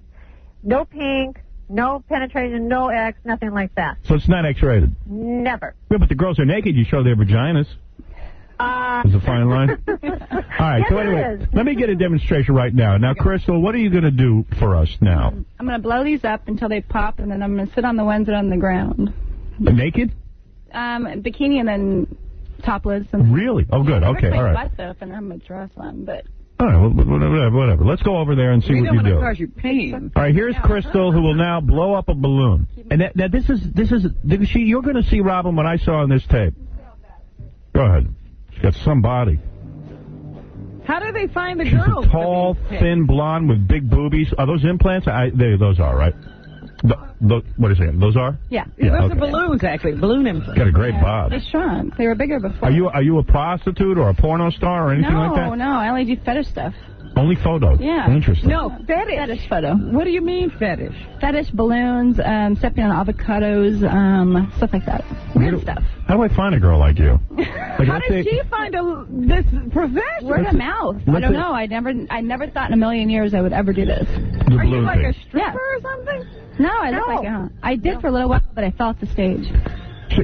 So you don't understand why guys like looking at balloons, but you just do it. Well, yeah, because I'm trying to get into it. I guess she steps on avocados. Yeah, isn't that weird? You're trying to get into what? Well, no, I was trying to get into why they like the balloon kind of thing. Yeah. But like you blow it, and I guess it's the anticipation of it popping, which is kind of climatic. I think you put too much thought into it. Yeah, I think you're right. Now, you fell off the stage on your head, or? Yeah, after. Okay. Well, you're a beautiful woman. You married? No. No boyfriend? I have a boyfriend. Oh, you do have a boyfriend. All right. Let me. And how much money can you make just doing fetish photography? It varies. When you work, you can make really good money, and then it kind of like you don't work, and then you work. So you never know. You never know how much. What do you get paid for blowing up balloons and stuff? Anywhere from like $350 to $500. Wow. Yeah, it's not bad. $500 How long does it take? Yeah. About 2 hours, I guess, 2 or 3. 500 for 2 hours. That's about $350 to $5 around there. All right. Well, let's see you blow up a balloon. Now, you're going to blow up the balloon in your clothes? Okay. Well, no. Oh, you're going to get a bikini? All right. Let's see. Oh, wow. We'll get the bot on you, sweetie. Oh, you're so sweet. Nothing sweet about it. I'm telling it like it is. You are hot. I'd like to take you on a vacation. Okay, here we go. Imagine that parading around. Look at the bot on her, Robin. Let me see if I get turned on. Now, how do you grow... Now, producer lady, Cheryl? Yes. Have men ever described to you why they enjoy seeing the balloon being blown up? Like she said, it's the anticipation, not knowing when it's going to actually pop. Because some pop right away. But it's got to be takes a long time. So are you going to blow this up till it pops? Yeah. Oh, you are? Yeah. All right. Is that what you're waiting for? Uh-huh. But I don't... Why you don't get it, huh? But I mean, you're in a bikini. That's what's turning me on. I don't care about the balloon. I'm looking at your crotch. She doesn't need a balloon, right? I'm looking at your gorgeous boobs and your butt. I know, huh? Can you turn around and blow it up a little bit? Yeah. All right. If you don't mind. Candy works. You look great. Howard, is this so a guy can tell his wife, honey, I'm watching the girl blow up a balloon, I'm not looking at it? No, but I'd like to blow her up. Look at that. When she bends over, man, I got dirty thoughts. This is the biggest balloon I think I've ever blown. All right, turn around again. Let me see you. Keep blowing. Unfortunately, they give her a real big balloon. Let me see if I can learn something from this. Oh, shoot. Make it explode. This is just what it's like when you're watching the video. Maybe it's like playful or something. That's exactly it. They like to see It's the hard. They like to see the girls playing. Uh-huh. Having fun. Boy, there must be some real creeps out there. This one's beyond me. I'm pretty perverted, but I don't, even this is way beyond. Oh, I missed it. Yeah. Ooh, you're not kidding. Now what are you going to do? I have to sit on this big blue one. So now you're going to get topless and sit on the blue one? Yeah. All right, good. All right, get topless. Oh, that's hot. Oh. Whee! Like that, it works. Huh? And now what are you going to do? That's pretty much all it is. Yeah, boring, huh? Can you chop off your own head and sit on a balloon? No. Oh, too bad. Okay, so that's it. All right, let's see you do that again. Sit on the balloon and explode it. She's topless, too. Maybe it's fun. Maybe I'm into this. I don't know. It's going to pop. It's kind of scary. Oh, there you go. It looks like that might hurt. There we go.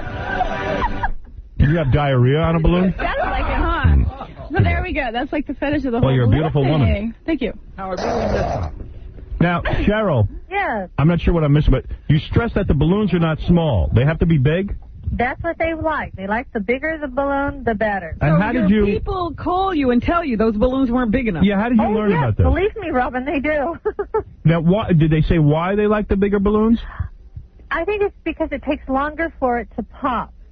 I see. They really like to see the girl struggle with the balloon, I guess. To an extent it is. If the girl is having a great time having fun, laughing, smiling, and that is much more pleasant towards them, of course. Yes. And, of course, there's different ways they want them popped. They want them, of course, the inflation or sitting on them, but they also want it by heels or by their feet Let me see your or by heels. hugging them. Yeah, you got nice legs. Spiky heels on. You got real good legs. How tall are you? About 5'9½". There's nothing wrong with you. Oh, thanks. That's why we chose her. And you say the balloons you get have to be from Germany? No. I said that I mentioned that those are the better quality ones. And who buys these? Is it just Americans, or is this like a... Oh, no, it's worldwide. I have a big following in Germany, Japan. I've got people down in Australia, South Africa, all over the place. It amazes me. I even have some customers in Moscow. Now, if I was a psychologist, maybe I'd guess that, like, people... Do you think that, like, when guys are when they're little kids, they're at birthday parties with balloons or something? I mean, where would this come from? I don't get this at all. Do you have any... Does anybody ever analyze this for you? No, I haven't had anyone. I've not been that fortunate to have someone analyze it. I know a lot of them, it's possibly a crossover fetish, like I said, with the feet and things like that. It's just another way of using the balloons. It's extremely innocent because, like I said, you see what she did. I mean, nothing really nasty about it. I don't know if it's innocent. There's something very evil about it. That's why I like it. Should I pop it with my heel? You pop the balloon with your heel. Let me see your pretty feet. I'm trying to get into it. It's like how it's like the evil clown. Yeah. There's something really evil about that. I was watching it going, there's something wrong. That one wouldn't go, though. You're a bad girl. You didn't pop your balloon. Ooh, I like watching your feet pop balloons. See? That's just like the weirdest thing. You're buying avocado tape. I'm getting a little turned up. Where do I get the avocado tape? What do you do in the avocado tape? You just step on it. You mush in between your toes. Oh, these guys are into feet? Yeah. But you got nice feet. Let me see. Oh, thanks. Really cute. You got cute everything. Oh, thanks. That's so sweet. Someone lock her up. But so you pay the girls like $50 to $100 an hour to be in the videos. Yeah. And you made 13 balloon popping videos so far. And you say each one has sold thousands of copies? It's done very well, yes. And you're no slouch. You have a degree in home economics from Whittier Home economics. That's how being a housewife. Right. Now, no, it's Oh, you are a slouch. You went to Whittier College and majored in home economics? I also have history and art. No wonder they make you take other courses. No wonder. That's why she has all these colorful balloons. Home economics. That's like learn how to vacuum. Cooking and my home economics was in regards to designing clothing. Honey, what did you learn in home economics? You learned how to be a housekeeper. No. Yeah, they tell you how many strokes to run the vacuum back and forth over the rug. Not normally. That is homemaking. That's homemaking. That's not home economics. That's exactly what we did in home economics. What did you do? We took a vacuum. They said, now you want to go over it 3 times. And was that in high school? Yes. That was probably in high school. Wow. You graduated to what? All right, so what we've learned here, if we've learned anything, is that there's a lot of sick people in the world. Right. And they love balloons. And then I guess the squeaking. Well, I don't know about being sick. Now, come on. You have you have that to you cater like, to these and people. so I wouldn't want to call you sick. Oh, I'm sick, honey. Trust me. You have to cater to these people, so you can't call them sick. Right. Well, it's unbelievable. Well, see, I not only do those type of videos, I do videos for TNA. Like I said, we have a title called Naked Girls in My Office. Oh, yeah. Isn't that every male's dream to see the secretary's nude? Oh, and they're real secretaries? No. Some of them are. Oh, really? Oh. Not for long, huh? Yeah, once they find this easy money route. Well, if you want to get some balloon popping videos, and I'm not even sure why, you could see Crystal, your last name is White? Crystal White? Crystal White, yeah. Crystal White, I see. Yeah. Crystal White stars in Bare Balloon Babes number 13, Balloons at the Beach. Oh, so you go to different places and have the balloons blown up? Where I did it was at the studio. But yeah, you can go outside. Yeah, I saw you in the studio. Yeah, they had a bunch of balloons all the way around me, and yeah. I guess this video will be released on March 1st. To order this and other balloon popping videos, you can go to bestbuns.net or call 1-800-950-6902. Now, do the girls develop followings? Like, is there a Crystal White fan club? Not yet. I just have my website up right now. So you're going to have a website? Yeah, I have see. one right now. You do? Yeah. What is that, crystalwhite.com? Crystal, P-I-C-S, pics, and then Crystal's Palace. One's like a normal one and one's like a fetish site. So Crystal with a K? C.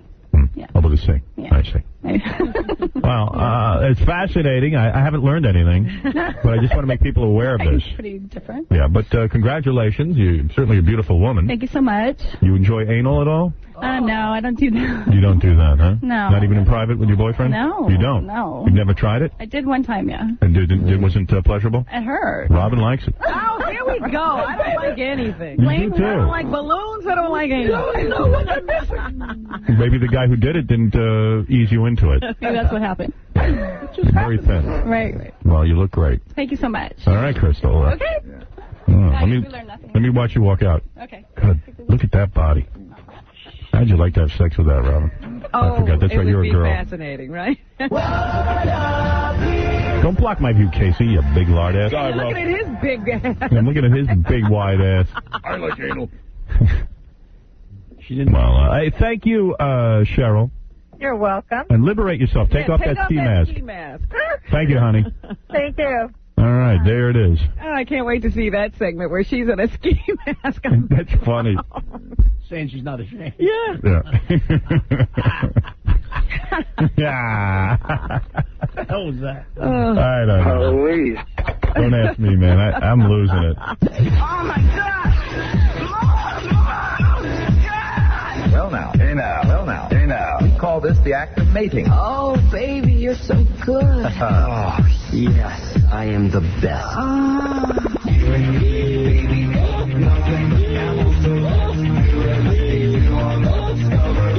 My entire 1 inch is at attention. Hey, now. And now, a man who wishes his nose and groin were inverted. Howard Stern.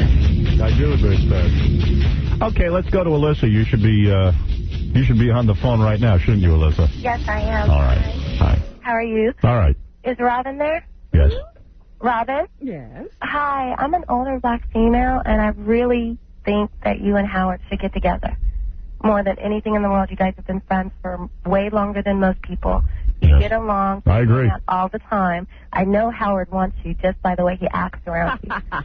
I mean, and the way you question him all the time about what women he's with at what night, I think you want him to. I think you're reading a lot into it. I don't. I don't. I should get at least oral after all these years. She's been practicing, Lord knows. You know what? See, I don't have to be special, and you take it from anybody. See, every girl says that. They all want to be special. But see, Robin, what do you have to be special for? And I think he knows that already. Honey, you are special. Come over here. Sure. Come on. That now. Now's your chance. You never thought you'd have one. You kept pining away from me. Now you guys have something going on already, and you just don't want to admit it. A lot of people think that. A lot of people think I'm already banging her. Because even though he's not with his wife anymore, right now, I don't know about the future, but right now they're not together. Right, we could legally have sex. He's not sleeping with anyone else. I might never. I'm not really separated. I'm just doing this for a ratings increase. He's not sleeping with anyone else. He's not going wild. Who's the last person in the world you'd expect to be separated? Me. Yeah. Not anymore, Not because you anymore. are. Well, I am, but... And in fact, I don't think there's anybody who won't be separated now. Yeah, I don't think he wants to be separated. I think he wants to be with you, but for a long time. I realize everybody's almost divorced now because, Friday night, my daughter was over and 2 kids were with her, and all of their parents were divorced. Right? I don't know anybody who is. So now I don't believe that anybody can stay together. Yeah, I think it's the way you're supposed to do. You're supposed to have your kids and then get separated. That's right. I agree. That's the way life is now. And then you bang Robin. They're odd. That's right. It's odd to be Your together. parents never separated? What's wrong Yeah, with why you? would you be together? It's just very weird. Well, Robin, I agree with her. I think you ought to put out for me. Warren, you're on the air. Good morning, my king. Oh, look at you. I have 2 things to say before I ask your opinion about a big news story. Oh, come on. Just move along. One is F. Jackie Right. and F. Casey, that thong-wearing, steroid-taking, I don't know what to call it. All right, go ahead. All right. I wanted to ask you, you've always had a lot of mob guys on in the past, Henry Hill, for example. Yes. I'd like to know what you think about Sammy the Bull involved with a white supremacist group selling ecstasy and all sorts of stuff out in Phoenix. I just wanted to get your opinion on that. Well, here's my opinion. I mean, what is there to have an opinion? Once a Gavone, always a Gavone. Well, wasn't Sammy the Bull trying to call us at one point? Yes. They all called. Yeah. Listen, Sammy the Bull is a criminal. He's got the criminal mentality, and it shows he's a brilliant guy. First of all, he was in the witness protection program. He took himself out of it. Yeah. Exactly. He started a construction business wherever. He tried to actually start a legitimate construction business in Phoenix. Yeah. And what happened was when people found out it was Sammy the Bull, he was doing great. He was making money. But wouldn't you think the feds would be watching you after you dropped out? When people, excuse me. I'm sorry. When people, found out he was Sammy the Bull, they stopped doing business with him. So what did he do? This white supremacist group was dealing ecstasy. And they weren't doing well at it. They weren't doing well. They were moving about 1,000 tabs a day or something, or a week or something. They had it in the New York Times. I don't know. I forget the amount. It was a low amount, though. Right. Sammy the Bull came in. He got them organized in 2 seconds. Got him selling 25 to 30,000 tabs a week. Yeah, because he's only been doing this for like 8 or 9 months. So he's an incredibly bright guy. He knows how to organize a business and run a business. This is the kind of guy who could be a criminal business. Any business. He can run legitimate, non-legitimate. I don't know about that because he couldn't make the others go. Well, he had a disadvantage. They didn't know he was Sammy the Bull. Really? Yeah. Well, anyway, so the point is, I think that the criminal life is so easy. He got, he's like, why should I do a legitimate business? You know what I find funny about this, though? I feel good about it because, listen, this is a guy who's murdered people, and why not? Why shouldn't he go to jail? Well, exactly. He's going to do 12 years for something, and then he killed 19 people and only did 5? Well, because the federal government needs people. Well, no, the federal government needs people. Oh, please, goodbye. Don't you know why he didn't go to jail? I know. All right, thank you. You know what's funny about it, though, is they arrested his entire family. Right. His ex-wife, the wife and he are separated. Yeah. But she gets arrested, his son, his daughter, and her husband. Right? Well, they said the son brought him into the whole thing, but they're not accusing the wife and daughter, though. But they got arrested. Well, they arrest everybody. But they weren't even living together. Lisa, you're on the air. Hey, Howard. How are you? I'm good, honey. Hey, Robin. Hi. I just want to tell you, Howard, that my girlfriend and I listen to you every morning in bed. And we want... Are you a lesbian? Yes. Oh. And we love you. Really? You're the best. You would invite him into the bed with you? I think so. Wow, Howard. I could almost smell you over the phone, honey. You'd invite me into the bed with you and your girlfriend? Yeah, my girlfriend's listening right now. Boy, I could use that. I would love a little of that. Are you really good looking? I think so. All right, let's do it. All right, I want to meet you. Are you like lipstick lesbians or? No. Well, he is, but I'm not. Oh, forget it. Oh, Howard. Well, we'll kick you out of the bed. Oh, you can watch. You know what would really get me off? 2 chicks, and then have my my syndicated television show on the TV at the time. Oh, yeah, that'd be Yeah, great. that would really get me off, so I could stare at myself while you two do me. we have your tape, so we can watch. That would be nice. We love you. I just want to tell you that we think you're the best. Well, please, have me over, and we'll have some drinks and see what happens. I'd love to. Thank you, Lisa. Bye, Howard. Nothing wrong with that. That's a nice treat. Now, that's going to be special when I bang those two. One of them is good looking, one of them isn't. That's a man, baby. You're not kidding. Hey, Dave, you're on the air. Hey, what's happening? Did you see Kathy Lee on Letterman? You know, I didn't, but someone gave me a clip. They said it was absolutely a horror scene. Well, I have to say something nice about Kathy Lee. Go ahead. I thought That's this fine. would never happen, that I would have anything nice to say about her. But I saw the first part of her performance where she's singing this song, and I actually thought it showed a little humanity and a sense of humor about herself, which I never thought she had. People told me it was a train wreck. Well, I saw it. Gary, where's my tape of Kathy Lee? The note's in front of you. I think it's on tape 2. Oh, tape 2, okay. And I thought it was good. I enjoyed it. Robin, did you see her grab her chest? Yeah. Let me listen to it. I'll tell you what I think. They put you on a game show and you la-la out of tune. It's swell. You sell. They put you in commercials and you promise folks the moon. It's swell. You sell. I know it doesn't sound good, but you had to see it. I enjoyed it. I did. Let me enjoy it with you. They put you next to Regis and you talk about your life. You fight so much together. People think that you're his wife. It's swell. You sell. You smell. Howard, do you have video? You know what, man? It's the end of civilization as we know it. Do you have video of it, Howard? She's good. What? Do you have video of it? No, I don't think I can handle it. No? I can only handle You might like it, then, and then you'd be ruined. Don't barrage all the senses. I can only take 1 sense at a time. Maybe that's what it did. It burned out all my senses. You know, the only reason that she was asked to host Letterman is because she is no threat to him. She is such a bizarre... She's an oddity. She's a freak. Good point. That Dave doesn't, Dave won't go into a coronary if she's hosting the show. They put you on the cover and say you're crying the blues. It sells. It sells. They say you're leaving Regis. They. Look, this is about her tabloids. They. Everyone's it's all about her.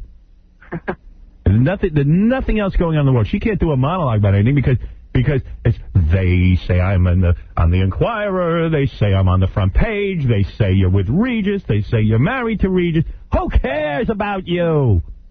Go home. I really can't say anything. I really like it. It's supposed to be news. It sells. It sells. They put you on the cover and say your marriage is over. They put you on the cover and say your husband's a rover. They put you on the cover and say your kid is a brat. You once were anorexic, but now you're getting fat. They put you on the cover and say she's crying again. And the source, of course, is always close. She talks so much, she has no voice left. Barely talk. They say your husband's a rover. They didn't say your husband's a rover. They got him on tape roving. What do you mean they say? They say he was one time. Does that a rover make? Yeah. An old friend. The next day you're battling with Rosie and pills. The next day you're going broke because of all the... She barely has a voice. Yeah, what happened to her voice? But she's constantly talking and plays and... Shut up! She needs some rest. Well, once in a while, sit quiet. But that's because of all the plastic surgery you've had. And now you're close to suicide. Listen, this is all about her. This woman is consumed with Kathy Lee. And she loves it. She can't believe someone's talking about her. She's so hoarse. You know why she's hoarse? She's hoarse from yelling at Frank. Because it turned out bad. How do I stay alive with all those cancer scares? How do I keep on smiling when greeted by those stares? How do I manage sanity when Did she actually host the show? Did she interview people? Yeah, she sat behind the desk and she had guests. I'm sorry I missed that. If someone has a tape of that, if somebody has a tape of last week's Sopranos, I'm begging you to give it You to don't me. have this last week's or this week's? You know what? I set that TiVo player to record Sopranos. Mhm. I don't even think I have this week's. I have this week's. What happened is, then I go away for the week. And it erases. It erases because all I asked it to do is record Star Trek Voyager. It records every Star Trek Voyager. I just want one. I know. That is a problem. It is a problem. Yeah, and what you have to do is go in and manually ask only for the Wednesday 9 o'clock. I did that. Manually, or did you go, I want Star Trek Voyager at 9 o'clock on Wednesday? I did say that. No, you got to go in and set the time. Otherwise, it records every episode of Star Trek Voyager. Please. It's too good. The machine works too well. It's out of control. It erased my Sopranos. Yeah. I need Sopranos. Well, I don't have last week's. Gary, get on the phone to HBO. Tell them it's an emergency. Because that show is closing. Thank you, Bubba Blue High. all those lies? How do I manage motherhood and keep those awesome thighs? I tell you, they should have put a mirror next to this Kathy Lee Gifford so she could interview herself. Somebody she loves. Who cares? Who cares? There must be something Obviously, you care. You're writing a whole song about it. missing from somebody's life. What is this music? Who's playing this? Paul Schaefer? Yeah, I guess the band is He's a playing retard, with her too. because it was really funny because then they, you know, how they always do that. They throw it over to the band and they say hello and the band plays and she walks over to the desk. They did all that. So we won't see her fat ass? Well, you actually saw her. They followed her fat ass to the chair. Right. Dave, you have to cut away. That's right. They won't show him. Dave wears a suit like a dress. They'd rather read about the plight of Frank Gifford's wife. Is this really what's become of what used to be news? Perhaps the thing they're missing is a Carnival cruise. Oh. It sounds like Paul is playing with his elbows. Oh. His head fell on the keyboard. Oh, my God. I don't know if I can take much more. Oh, come on. I want to listen to the whole show. They put that fire out very fast. Oh, you cow. Right, ODB.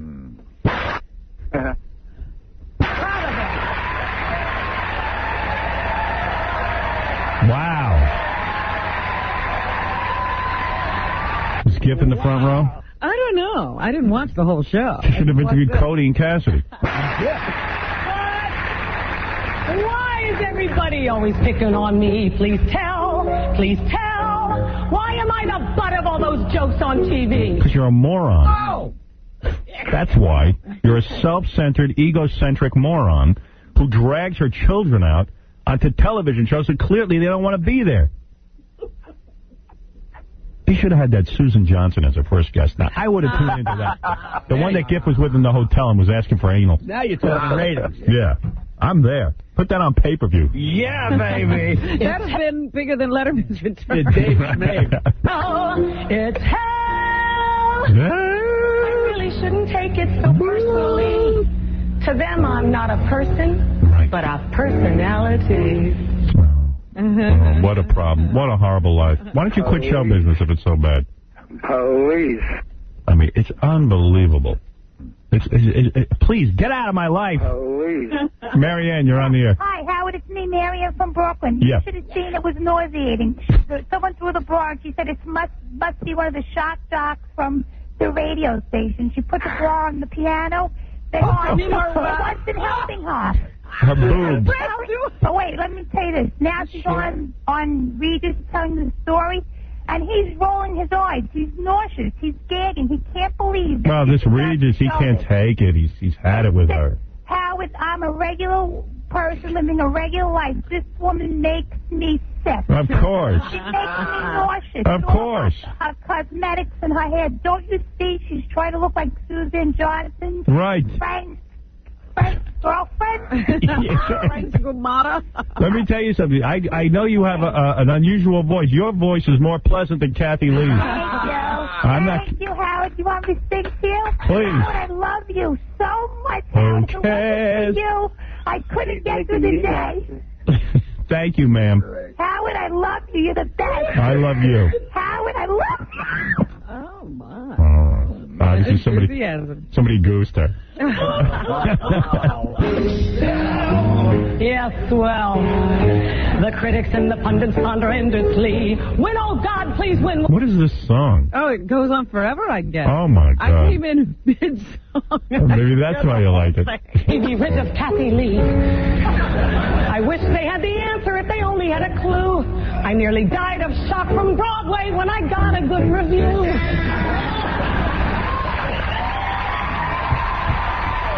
I nearly died when they discovered I was a Jew. That's what you should sing.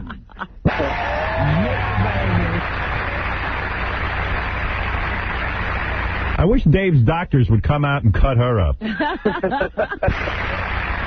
Actually, it wasn't good. It was an absolute rage. But it'll never happen again. My future is secure. I'll keep on filling pages that smell faintly of manure.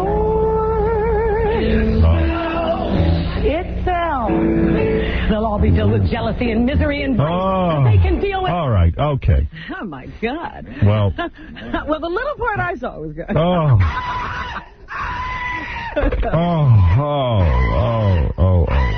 Yes, Erica. Hi, Howard. Yes, honey. I just wanted to talk to you about, I think last week you were talking about how miserable one of Kathy Lee's kids looked in a picture. Yeah. Well, let me tell you something. That hasn't aired yet, has it? No, somebody snuck me a copy of this movie of the week that Kathy Lee is in, and they stick this Cody, who I feel bad for. I really feel the child should be taken away from her. I'm not kidding. She puts him in this movie. Wait till you see it. This kid is looking down. He's amateurish at best. He is miserable. He does not want to be there. There's another picture in People magazine. He tells his mommy he wants to be there because it pleases her. Yeah. So they'll have a whole big show business family. Well, that's just like the woman who left her kid in the car because the kid said it was okay. Yeah, of course it's okay. Mommy wants me to stay in the car. I'll stay here. Oh, wait till you see it. If this isn't brought to the authorities' attention, I don't know. It's awful. Have you seen the new People magazine? No.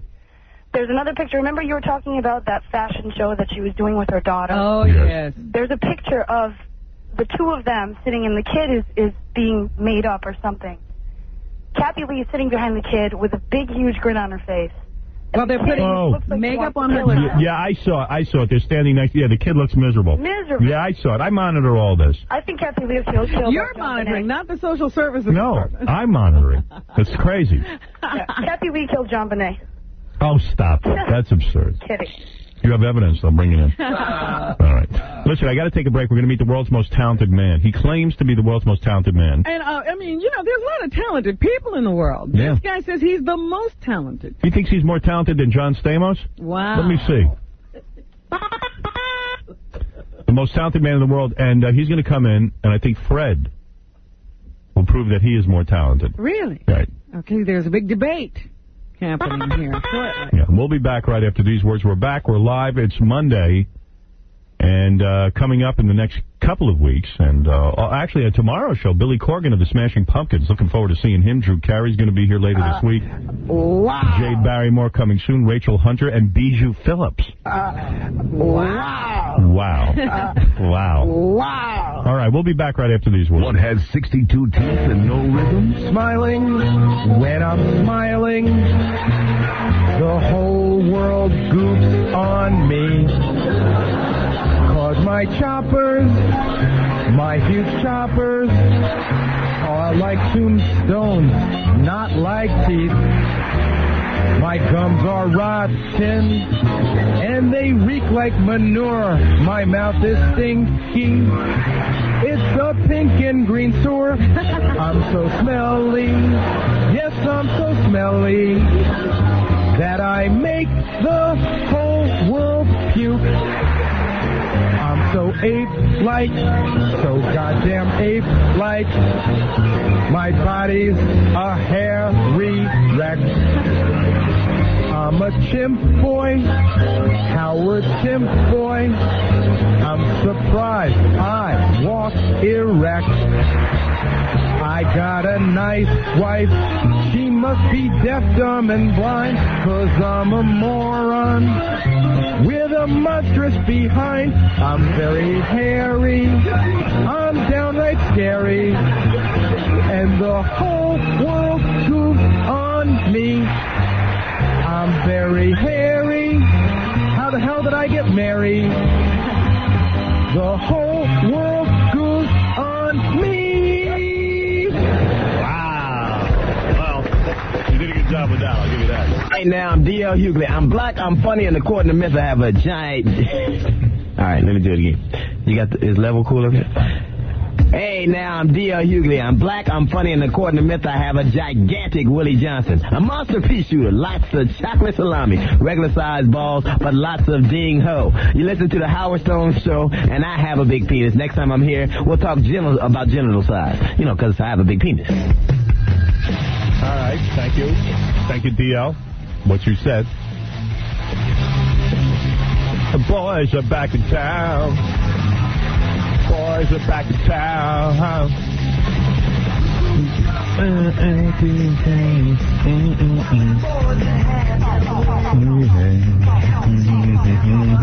right, what happens when a guy calls us over and over and over again and says he's the most talented man ever and he just hasn't had a break? Okay. What happened? Well, we set up a competition. This guy's name is Johnny Mudman, and he claims to be the most talented man in America or in the world. Okay. He's not kidding around. What does he do? He does it all, he says. His talent is so all-encompassing. He can sing, he can do impressions. You name it, he does it. Here he comes, Johnny Mudman. Hi, Johnny Mud. Hey, Howard. All right. Pay attention to Casey. He looks a little lost. All right. Just to make it on, dog. Just to make it interesting, we've had a lot of people say they have talent, and then they come in here and they're not that talented. So I recommended that Fred do everything you do, and we'll see who does it better. Okay, well, here's the literary genius. Right.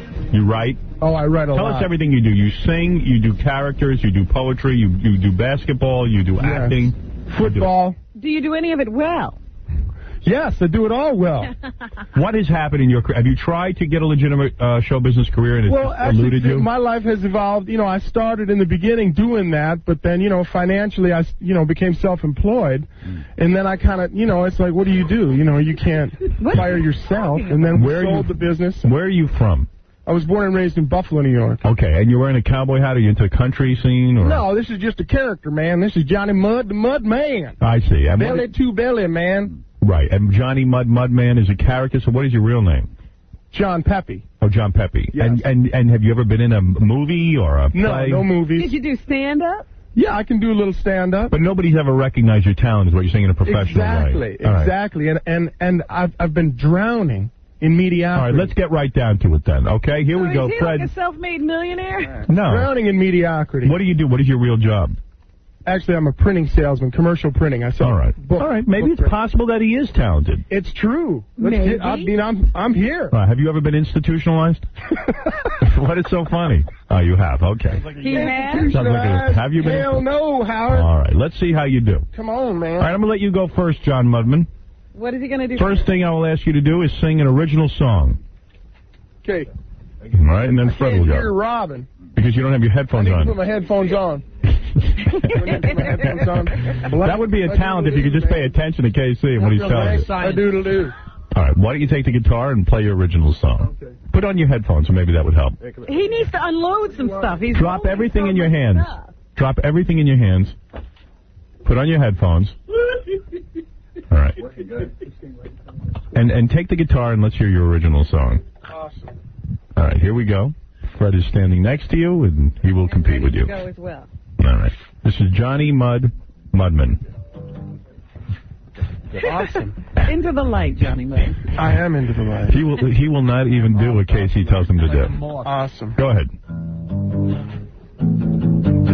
Woo! Come on. Let's go. Okay. I'm about to throw you out. Tuning. Here we go. She like a jalapeno pepper. She fire on high. You can't cool it with a water. You can't cool it at all. It's not like you really wanna, so high and heavenly. But if you find that you wanna, you're gonna find a love in me. All right, that's good. All right, now stop that song. All right, that's an original song. This is the best part. All right, let me hear the best part. Girl, if you think you got something to give, and you're standing in a cloud of love, and just give it to me. No, I can see why you... Just give it That's to the best me. part. All right, let Fred do his song. Okay. All right, let's Why see. don't you just skip right to the best part? guitar back, please. Well, he certainly had an original song. Prepared. That's a great song. Would you be willing to be in a balloon video? Oh, is this miking it? Okay. All right, here we go. Okay, you can stop me anytime. All right, go ahead, Fred. I know what you know, nothing is gonna change. I know what you know, but you're keeping it out of range. I'll tell you, the contest is close so far. All right, Please. all right, here, let's see. What either one of them is All right, now you claim. All right, now you claim you do. Johnny Makes Mudman. more sense that she's got a jalapeno pepper. Yeah. Who the hell are you, Buffalo? Where are you from? Buffalo? All right. It's already in your head. It's already in his head. Unfortunately. He's already subliminally bombarded.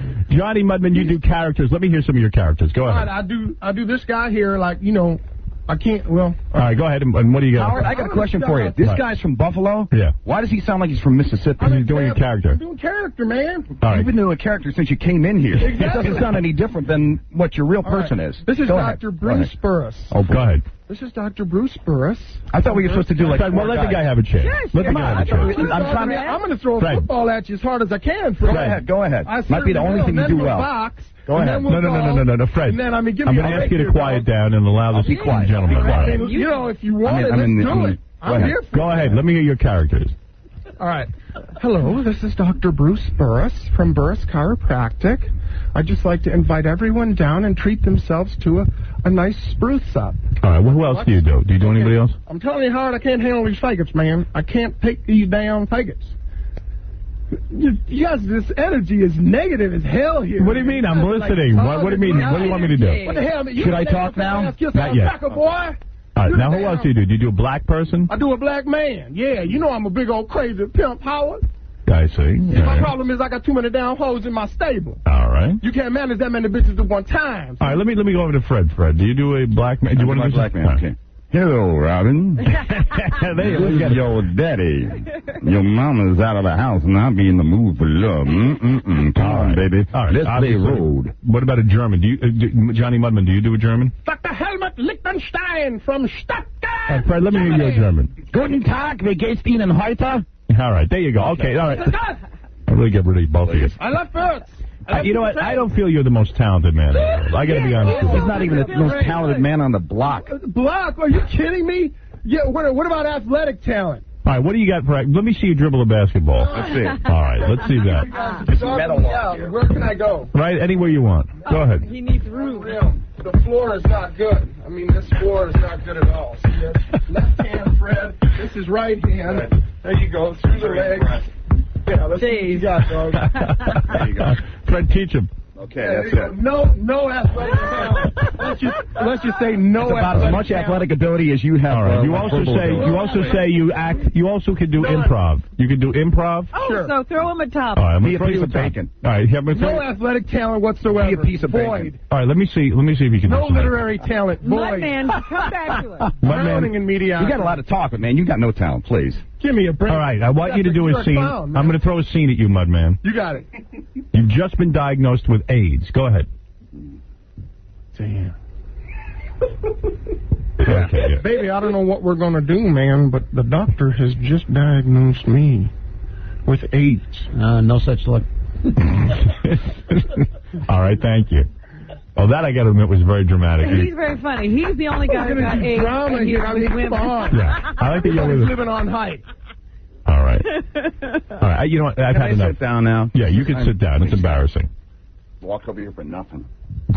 All right. This is amazing, man. What? What is amazing? I'm just getting dogged so hard. It's just like, what's up with that? Oh, you act like this is a new thing. Yeah, like you haven't gotten dogged everywhere else. No, I haven't. Not at all. Why has your career not taken off? Because I haven't been pursuing my career. I see. Well, pursuing you. What's your best talent? You're very let's hear it. Well, I got to tell you something. Let me hear your best talent. What's the best thing you do? You haven't heard any of my recorded material. There's a reason for that. You want to do some stand-up? Do stand-up. Do some stand-up? Yeah. Okay, sometimes I think about, like, what's up when you see in these... Nice pacing. That's really good. This isn't going at all like I imagined it would go. How did you imagine? Yeah, it's going the way I thought it was going to go. I imagined it to go a lot better than this, but it's but not do some going that stand-up, well at all. please. Go ahead. Maybe it'll go better. Well, what's about, like, when you see these people in court and then the woman says, well, now, I didn't authorize that. So what's going to eventually happen here? Are we going to eventually have a situation where, like, you have to call in for authorization?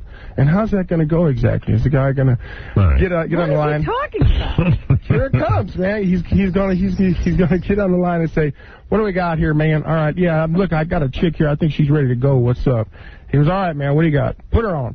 He puts her on the phone, and she says, all right. Does this have a punchline? Yeah.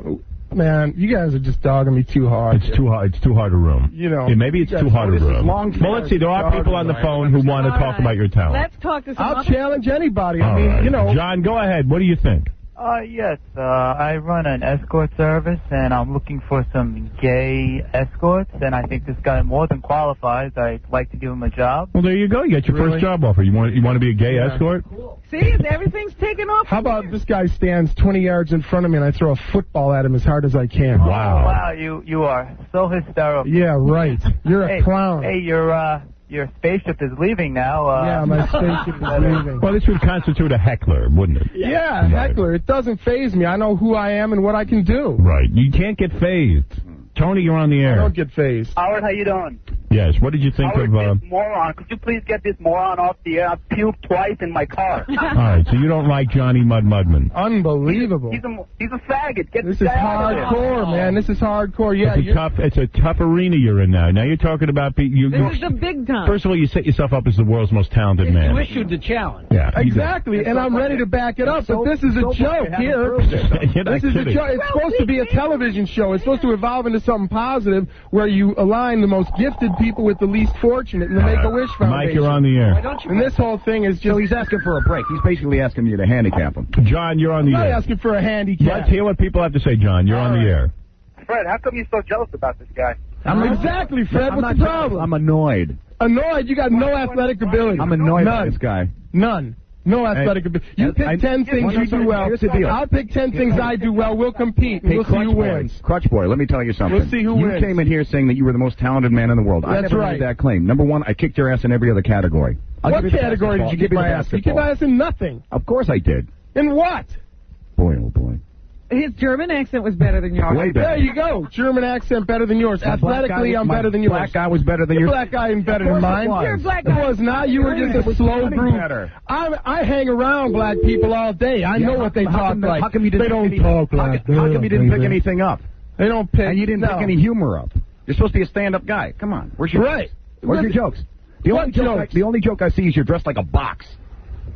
All right, listen, he disagrees with you. Dogging me out, Howard. He thinks he's more talented than you. Well, that's fine, but I mean, we got to have a full competition. You can just stand here and talk crap. Right. You know, you got to have the full product, man. We can't even find what you do. Well, here's someone who says they want to hire you. Mike, go ahead. What kind of job? In show business? Yeah. How you doing, Howard? Yeah. I run a concession stand at Yankee Stadium. I could give this guy. Yeah, right. Would you like to run a concession stand at Yankee Stadium? No. His job would be filling the urinals with ice. Yeah. Okay. Would you like to fill the urinals You're with a bunch of clowns, man. It's a joke. Right. All right, listen, it didn't go as well as you thought, but at least you got your name out there and you got your talent out there. And if anybody's looking for the most talented man, this is him. Yeah. Johnny Mudman. The Mudman. The Mudman. That's right. All right. Do people laugh at you anywhere? People laugh at me constantly. Do they really? In your sales job, a lot of people laugh? Yeah. Yeah. All right. Phil, go ahead. Yes, Phil. I need some water. I don't blame you. You need some talent. Yeah, right.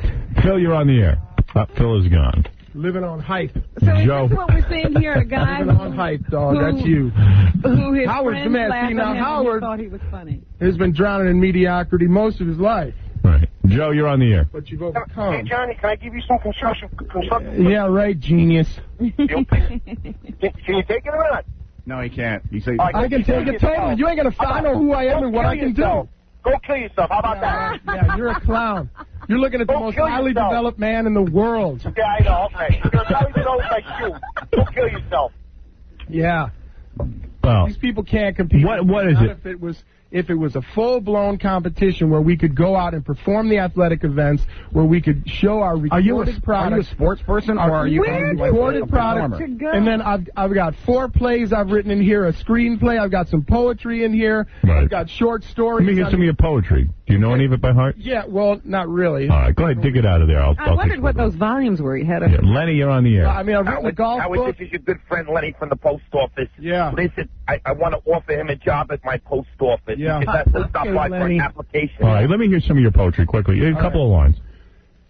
Here we sit, placed contently, not as large as our thoughts, standing in a waiting line for thunder, transforming grease into pencils, an all-day job, nothing left unsaid, like all future thought to be or that was. I pray every night for my dimensions to change, not unworthy of a challenge, just prone to a miracle. Well, Fred, do you have any poetry? Yeah, roses are red, violets are blue. I hear Talent Guy and Jackie, right. too. Yeah, go ahead. Just hang out back there in Hype Land. There you go. All right, let's go to Ray. In the Hype Land. Yeah. Ray, you're on with Johnny. Howard's back. You're doing good. You're on with Johnny Mudman. Yo. You're riding his back. Money, number 1, you can be easily replaced. Basketball. Number 2, I will beat you down in baseball. Is that right? 3, I will beat you down in football. Is that right? Well, let's get it on. Yo, I come up to the studios. I go to school not far from Let's get it on, okay? I played quarterback. I kicked off. Yo, Howard, he's nothing. And I played linebacker. I'm getting dressed. He sounds like I can take the hit. All right. That's where I seen this guy in the Pro Bowl. Ken, go ahead. Has anybody ever published any of these things he's written? Yes. Oh, they have? Yes. Kinko's. I've had a play produced in Tampa. You have. All right, go ahead, Ken. They didn't understand it. You guys are being too harsh on this guy. This guy is not that bad. I mean, granted, he sucks, but he's not as bad as you guys are making him out. All right. All right. I'd like to see you come out here and throw down. Give him a chance. Well, you're giving him a chance. John. I did give him a chance. Yes. Can you get this guy off the air, please? Well, he's here trying to prove himself in the arena show business. He's embarrassing my family. Oh, my God. I would be a phenomenal actor. Phenomenal. Let's hear him do a scene. Yeah. You want to do a scene from something? That's about really, man, because this ain't going What's your over favorite well. movie? Trying to help. My favorite movie? Yeah. I don't know. I really liked the way Silence of the Lambs was done. Can you do a scene from that? No, I can't really do it. If you're an actor, act talented and do something. Do something. All right. Go ahead. Who knows? A casting agent could be listening. Come on, man. You're the mud man. Come on, bro. Let's go. The only thing he's got is a good name. That's it. This is just, I'm just not feeling it now. I mean, I just, this massive negative energy. Come on. I don't know any music, any set for any type of acting where everyone just jars at someone and says, act, you jerk. Act, you jerk. Act. You suck. I am that. Go ahead and act. All right. Dad, I've got this guy, and he's really annoying me. And I really think that I need to kill him, and I'm not sure how to do it. But I think I'm going to poison his ass, and his name is Fred. All right, there's a little scene. Where was that from? Go ahead, Mark. Hello, this is Mark from the Mark and Brian Show. Yes, Mark. We were looking for a third stag, and this guy would fit in perfectly with our show. Okay. Thanks. Appreciate that. All right. Oh, you're so cute, honey. Okay, tough guy.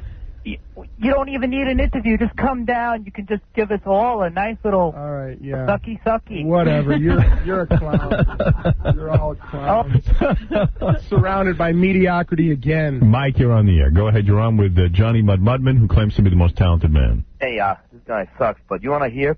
I hear Fred. He sounds like he's a little defensive there. No, he sounds a little nervous with Johnny Mudman in there. Well, because he's got no athletic talent. No, he can't write. The only thing this guy can talk about is my athletic talent. That's true. Right. And that's what a Renaissance man is. He's the most versatile. But it's not the most talented. It's the most versatile. You're just a bonehead who wasn't even good in sports because you were. So now you're Mr. Versatile? Oh, my God. All right. Listen. This is all turning out Horribly bad. It is turning out horribly bad. It is. It He is. came in here most talented, and he's reduced to most I'm not reduced All to right. nothing. I know who I am. All right, listen. Everyone I meet tells me, my God, I can't believe all the things that you're capable of doing. All right, if people want to get in touch with you for capable of leaving?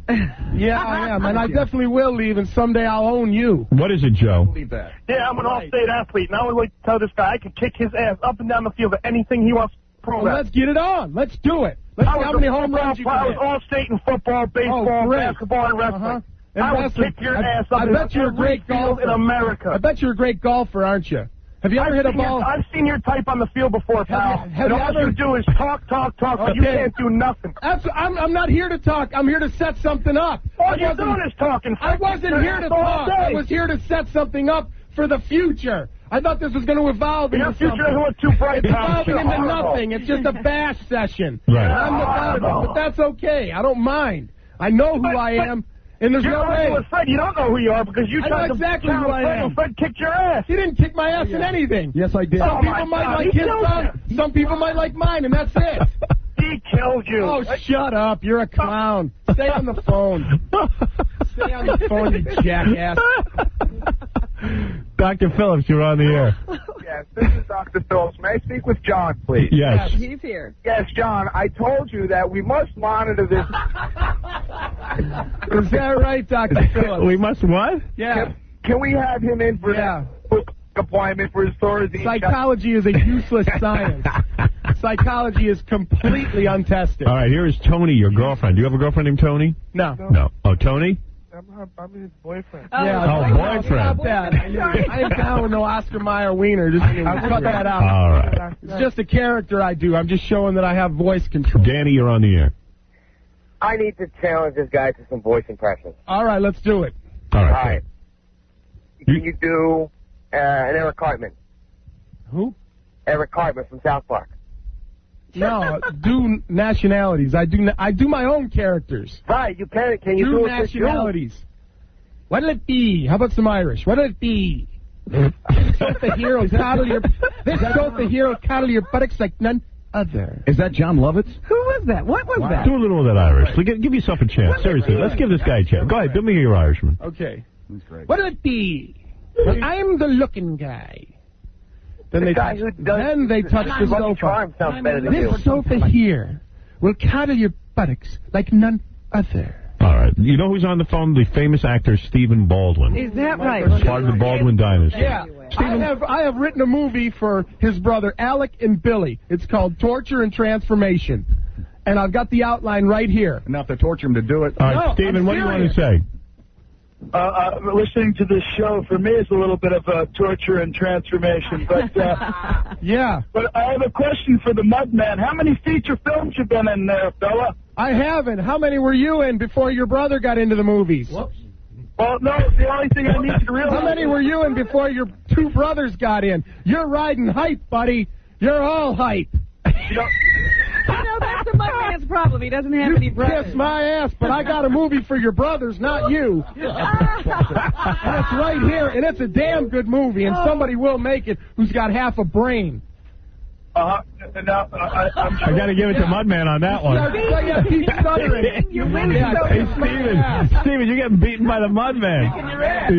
Well, all I have to say is that I co-starred in the picture with Fred. That's all I have to say there. Yeah, well, go kiss your brother's ass. Fred's been in the movies. He doesn't talk about it. Yeah. He does it, okay? I'm trying to get there, buddy, and it's the best way I know how. Hey, Steven. The only way you're going to get in the movies, buddy, is to go to Blockbuster and... Hey, Steven, I'm on Howard Stern, aren't I, Fred? Yeah, so am I. For Aren't I? 20 friggin' years. Yeah, no, he put you on Howard Stern. Yeah, well, guess you didn't put you on. Guess how I got the job. Howard, You can't use that language. Hey, Steven, I called you the other day. You never called me back.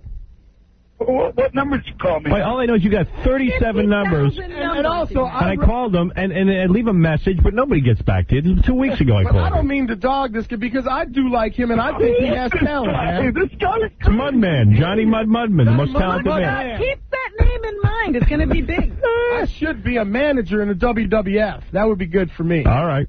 I'd take Brother, that. you should be a brain surgeon and an astronaut. You can do it all. You got it, buddy. I can do it. I'm a genius. Steven. I can tell.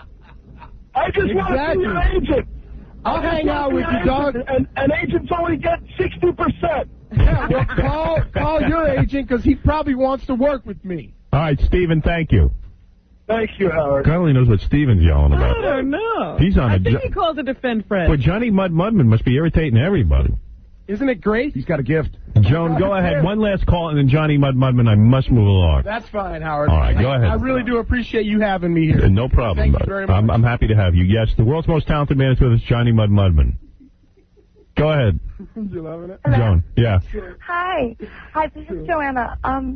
Listen, have you ever had like a girlfriend or anything? Do you have a girlfriend? I mean, I've had lots and lots and lots of girlfriends. Yeah, But you don't have one now. Sounds like that's not exactly true. You have an awful lot of sense. I got to tell you, Johnny Mudman, for whatever you're going to say about him, he stopped Stephen Baldwin in his tracks. Shut him down. You did shut him down. You did. You did. Give him something. Got to give him that. All right. True, man. These people are living on. I want to challenge every second-generation family actor. Right.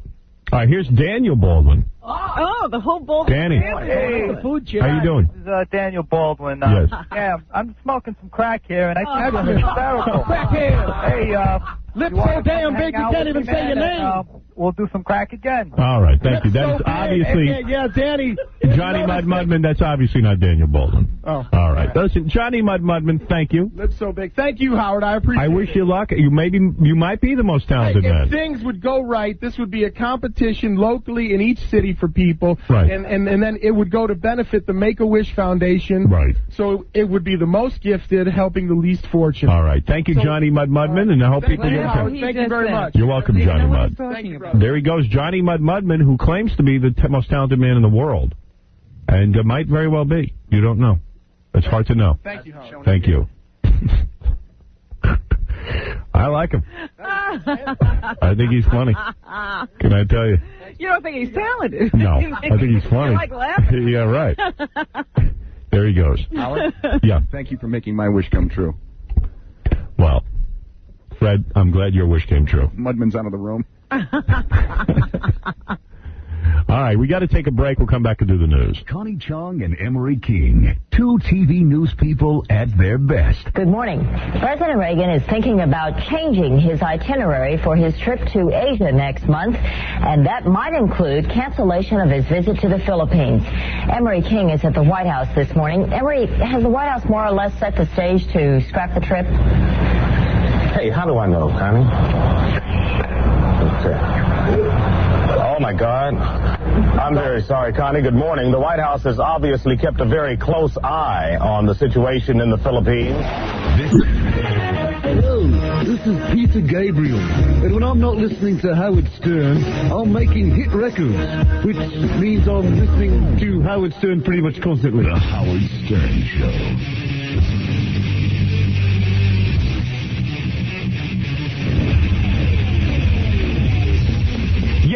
Yeah. Come on. All right. We're going to take a news break now. That's right. We're going to hear what's going on in the news. I imagine everyone's trying to figure out who they're for, what candidate they are for, Robin. Well, in New York, it seems to be the tide is swinging toward John McCain. Of course, they have been campaigning hard, and while we were on vacation, McCain pulled a little bit of an upset, winning 2 primaries in one day against George W. Bush. So the Republican race for the nomination is definitely heating up and considered by some neck and neck, and Super Tuesday is coming up. George W. Bush, in fact, has rethought his visit to Bob Jones University and wrote a letter to Cardinal O'Connor apologizing for not making it clear that he is not anti-Catholic. Bob Jones University has a history of its anti-Catholic sentiment. In fact, they call the Catholic religion a satanic cult. How come Ronald Reagan and all these guys could go to Bob Jones University, but when this guy George W. Bush goes there, everybody says that he's, a bad guy? Yeah, it was a regular stop for Republicans, and I guess nobody really knew what they were all about until now, but it's become very much part of the campaign, and George W. is now issuing apologies. So yesterday he was on the campaign trail, and he said to people that he is the candidate of inclusion Well, then what you doing at that university? Number 3, please. Number 3. Yeah. Holy mackerel.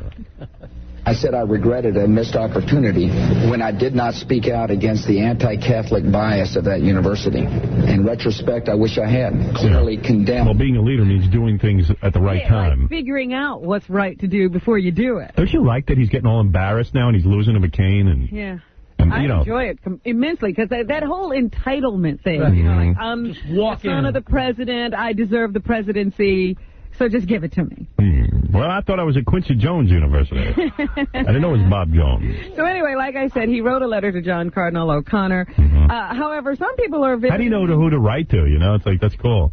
Well, you write to the Catholic leader of New York when you're looking for Catholic votes. They think that's why he lost in Michigan. You know, I think they're attributing the Bob Jones University speech to his loss to McCain in Michigan. If he wants to apologize, he should pick himself up, go back to Bob Jones University, and yell at those people for being backward hillbillies. But that he doesn't do. You know, I always love it. He doesn't know to do it beforehand. I always love it when Farrakhan goes and he apologizes to the Jews. He goes in front of the Jews to apologize. Don't apologize to the Jews. Go in front of your following and tell them you were wrong. I was wrong. And go to Bob Jones University, George W., and say to these people, listen, here's what I think of you. You're backward. Your thinking is not progressive. I don't have problems with interracial dating and Catholics. That's what you do. Oh, please. Or don't go and talk to bigots.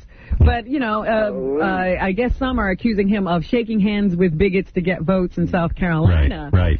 And then apologizing for it after he's gotten those votes so that he can get votes elsewhere. So it looks pretty bad for George W. Bush. And it looks like he's pandering to Catholics here in New York by writing a letter to John Cardinal O'Connor. But he does say, I express remorse in the letter. All right. Number 4. Number 4 is where he expresses remorse, Robin? I see. I did so because I was deeply troubled by impressions that run contrary to my nature and my heart. Right on. He says that he is very sorry for any needless offense if people were offended by the fact that he visited that university and about their beliefs. He's sorry. I am. Meanwhile, John McCain, who said he wouldn't go, he didn't go to speak, but if he had, he would have confronted people about their beliefs there. He was on ABC News, the news broadcast this week, and he said he would have handled his visit to Bob Jones University differently. Well, of course he would have. Number 5. Number 5. Okay, hold on. I'm going to tell the people at Bob Jones University that they ought to get out of the 16th century and into the 21st century, and the things that they espouse, including a ban on interracial dating, are personally offensive to me, but more importantly, offensive to almost all Americans. Well, you know, this guy, he's got an incredible story, this McCain. People are really caught up in it. And, you know, he's picking up some big... He was endorsed by the New York Post over the weekend. You know, he's really gained a lot of momentum. Even Giuliani is reconsidering. He's a legitimate candidate. I mean, you know, it's not some wacko like, I don't know, one of these third-party candidates. I mean, this is a guy who's a United States senator, who's a Vietnam hero. You know, you talk about one thing, and maybe this is the wrong way to choose a candidate, but my God, what integrity this guy had that he would go to Vietnam, and he could have left. He was a prisoner of war. He could have left. They were going to release him, and he would not go. He didn't want to jump the line. He didn't want to go ahead of his fellow soldiers. Yeah, they had a list of how people were supposed to be released, and for some reason he could have gotten out sooner than he would have been on the list. And his own guys told him go ahead. Yeah, where do you see a guy like that? Yeah, and he said, no, I'm staying until it's my turn. Yeah. Where do you see a guy like that? So, you know, you got to say he's got integrity. You know, and then some people are coming down on him, too, because, you know, he came back from the war, and his wife, evidently, his first wife, was a model. And while he was gone, she was in an accident. I think it was a car accident. And he came back, and because of the accident, she was like 4 inches shorter. Can you imagine? Wait a minute. What happened? How do you... She knocked her height off? I read this in the New York Times yesterday. They had a whole long piece on John McCain. It was unbelievable. She was 4 inches shorter. This is what I focused on. And I went, how the hell? She was 4 inches shorter, and she got fat. I never heard of that. So, of course, he came back. He's like, Jesus Christ, I was married to a model. That's not who I married. And he had 3 kids with her, you know. And, of course, right away, he left her and he married not only a beautiful model, but another model. But a very wealthy woman, comes from a very wealthy family. Well, he's smart. Yeah. He could take torture, but not a fat chick. But he is such a likable guy, they say, that his ex-wife likes him still. It's very rare. Well, there's an endorsement. And endorses him. She's going to vote for him. Yeah. Well, then I can, too. You know, and the guy said, and rightly so, he didn't suffer through Vietnam to come home to a pig. Oh. So, he wasn't fighting. He wasn't fighting. He's done suffering. Yeah. You know, you don't go to war to come home to a pig. Right. Well, anyway. Not that the woman is a pig. No, she's not a pig. Jeez. She just had a troubling accident. accident. That's all. 4 inches she lost. Lost 4 inches. Wow. I'm sorry. That's some accident. They knocked the height out of her. Like that. Oh, my goodness. And he said... Wear your seatbelt. McCain says his campaign has the momentum. So if you want to be with the winner, you better jump on his bandwagon. There you go. Okay. Hampshire, they had the highest voter turnout in the history of that state. In Michigan, the previous primary, they had 500,000 people vote. They had 1.25 million vote. Well, you know, some people say, well, it's not fair. McCain pulled people in other than Republicans. Yeah. I was going to ask you about that. What do you think of that? Well, it seems odd to me that the Republican primary allows people who are not Republicans to vote. Well, it depends on the state. Various states have, you know, different rules. You know, you can vote any way you want to in some states. So they try to paint it negatively for McCain. They said, well, a lot of African Americans who are normally going to vote Democratic went in and just voted for McCain. But if you look at the numbers, there was a very small vote comparatively from African Americans. It wasn't... Yeah, I don't see how they could pick African Americans out of... Yeah, well, of course. As the guy who... Or the people who are swaying these elections. Yeah, from what we know, African Americans aren't voting that much. So the fact of the matter is that there are a lot of people who are drawn to McCain. Who are not Republicans. Now, you could say that's good. Now, some people are saying, you know what the Republicans who want people to vote for George Bush are saying? That this is he's not the true Republican. Right. And that they think he's less electable. So Democrats are voting to elect him, give him the nomination, so that it'll be easier to defeat him once it's a Democrat and a Republican running against each other. Could be. Who knows? I don't know doubt what people are that calculated. And you read about each guy. Each guy has his own... You know, none of them are really all that different. Personally, I don't know that I can vote for McCain or George W. Bush just based on abortion. That's a litmus test for me. I have a litmus test. Well, I do, yeah. I do, because the president is the one who appoints people to the Supreme Court. Yeah. I've got a real problem with this. Well, you know, he's not, again, this is the funniest argument that these pro-abortion people have, that John McCain does believe in abortion in the case of rape and incest. Yeah, they're upset about that. They think that's very wrong, that he's not thinking clearly. Well, he has been endorsed against, and he also is for fetal tissue research. Well, he has been endorsed by some people who are very much against abortion, and they say that they feel that they can sway him once he's in office. And there's also a bunch of abortionists who are now jumping on his bandwagon because they think they can sway him. Well, one person you can't sway is me. You got to do what Gore and Bradley have done to get my vote. Argue about who's more for abortion. Right. I am so for abortion. I believe abortion should be allowed all the way up to the 9th month. What do you think of that? 10th month. Because the worst thing in this world are unwanted children. 10th month, you should say. Right, 10th month. After the first month of being born, they should be allowed to be killed. That's how much you're for. You're not kidding.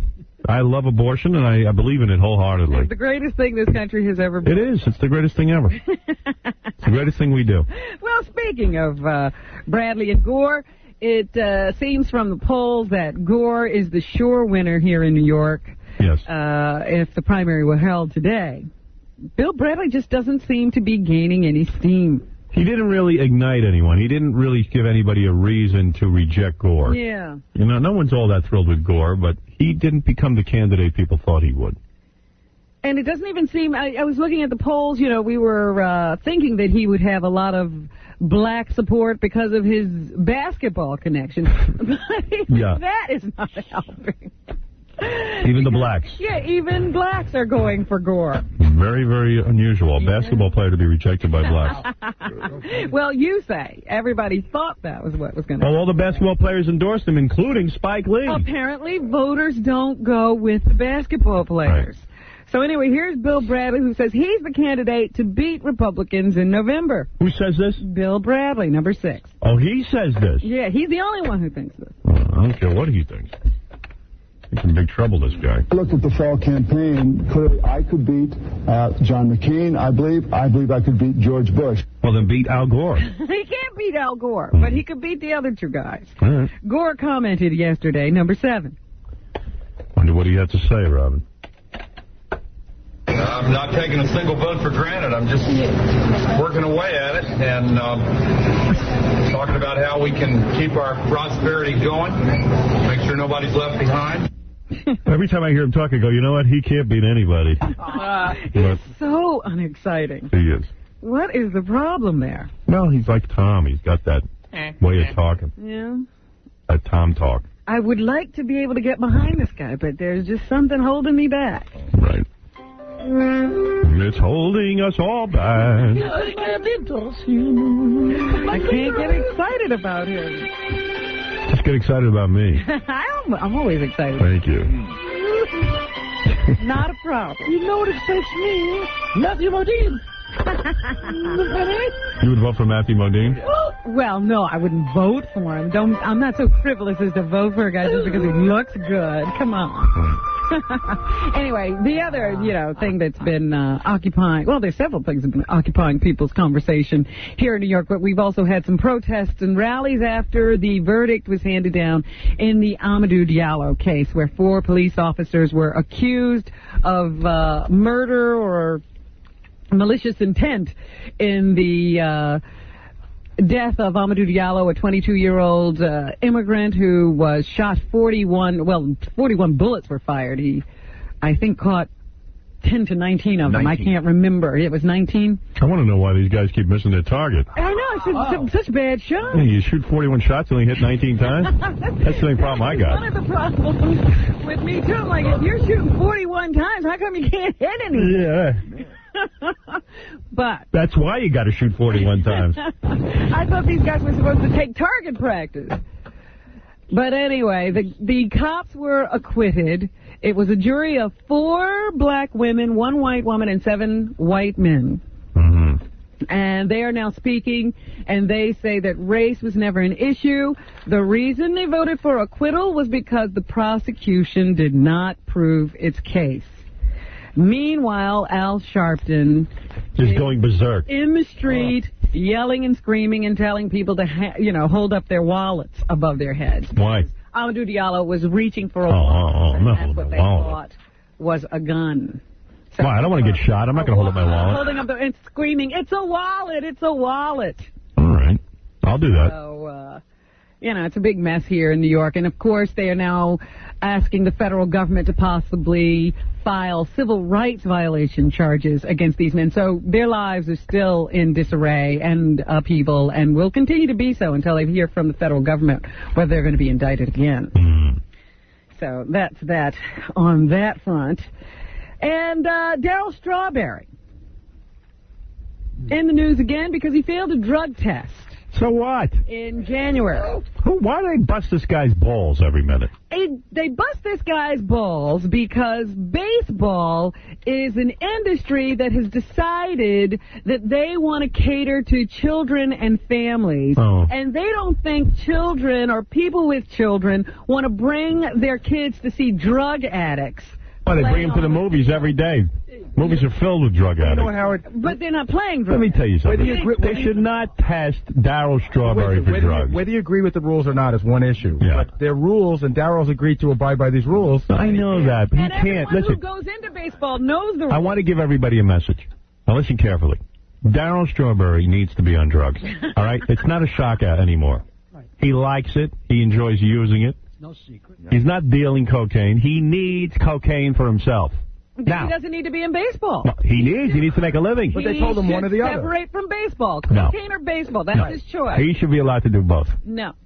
Man survived I thought cancer. about this for a long time. I don't have any problem with Darryl Strawberry doing drugs, but this industry has a right to decide Why should he have to how give up they're his going job? to run. No. They have a right to decide how they're going to run, and I don't think that people want to bring their children to see if that group of drug addicts can beat that group. Kids don't know he's on drugs if they didn't tell him. He's right. When they're shooting up on the field. Oh, come on. Nobody shoots up in the field. No, but you know what? The rules are for everybody. I mean, they already threw a gun. All right, whatever. All right, so throw him out of baseball. Make everybody feel better. Well, my point is, why should Darryl get another chance? Yeah, the guy said hundreds of chances. They gave him so many chances. Whatever. If I was in charge of baseball, there'd be no drug testing. You want to do heroin, do heroin. As long as you get out there and perform. Are not in charge. Yeah, and if you don't, guys and you don't know what people want to do and how these people make their money. Every facet of society. If you drug test every housewife out there on Long Island, you will find they're all hopped up on something. Yeah, but nobody's going to watch her. She doesn't get paid to be watched. So what? She's watching children. What about Mickey Mantle? That's right. They're with kids. It's worse than what Darryl Strawberry's doing. He's playing dopey baseball. Come on, it's a double standard. With their kids. Oh, please. You know, if they should drug test every housewife on Long Island, and as soon as they find crap in their blood, take their kids away from them. How's that? Well, they should, but That's right. You can't legislate that. People won't vote for you. I know. So Daryl's it's a double standard that's ridiculous. He's getting away with murder, Darryl. No, he's not. Again, it's ridiculous. That's ridiculous. The man has a drug problem. Let him take all the drugs he wants. Let him OD right on the field. But they let him. They told him to get help. He went to get help. It's an industry. End of We discussion. have a morals clause in our contract. Yeah, so what? You guys do. I won't sign it. You do, too. But sex is okay. But what does that mean? Like if you have sex with a young boy, you could be fired or Yes. something like that? Absolutely it does. Okay. And you abide by the rules. I'm having sex with young boys. You want to keep your job. Let's see him stop me. If you do it, you're keeping it quiet. But Darryl knows he's being tested. Right. He can't help it. Yeah, he knows. He has a drug problem. It's not like he doesn't know. He knows and he can't help himself. But you know what? It's the other thing that Who's he hurting? Cracked me up. Is the last time Darryl fell off the wagon, he said it was because he was depressed. That the chemotherapy had him depressed. Right. And this time I thought, I wonder what could have done it this time. I guess he was celebrating that his wife is pregnant again. Should alcoholics be allowed to play the game? No. How come Mickey Mantle could play the game? Well, because that was a different time when. Different time. It was. Okay. It was. If Mickey Mantle wouldn't be. I got to take a break. We'll be back right after these words. It's a different time. Thank you. Hi, I'm Carrie, and I have vaginosis. Telltale signs of vaginosis are smelly discharge, itchy and irritated vulva, intercourse pain, and frequent urination. If you or someone you love has vaginosis, have them consult their doctor immediately. Thank you. I say you're the man, you're the man. The Howard Stern Show. All right, Robin, let's wrap this sucker up and see what we've got. The other thing that was in the news while we were away was Sammy the Bull Gravano, the man who testified against John Gotti and led to his life sentence in prison, was arrested and charged as being the head of an ecstasy ring in Arizona. So now he's in jail and awaiting trial. They have him in protective custody.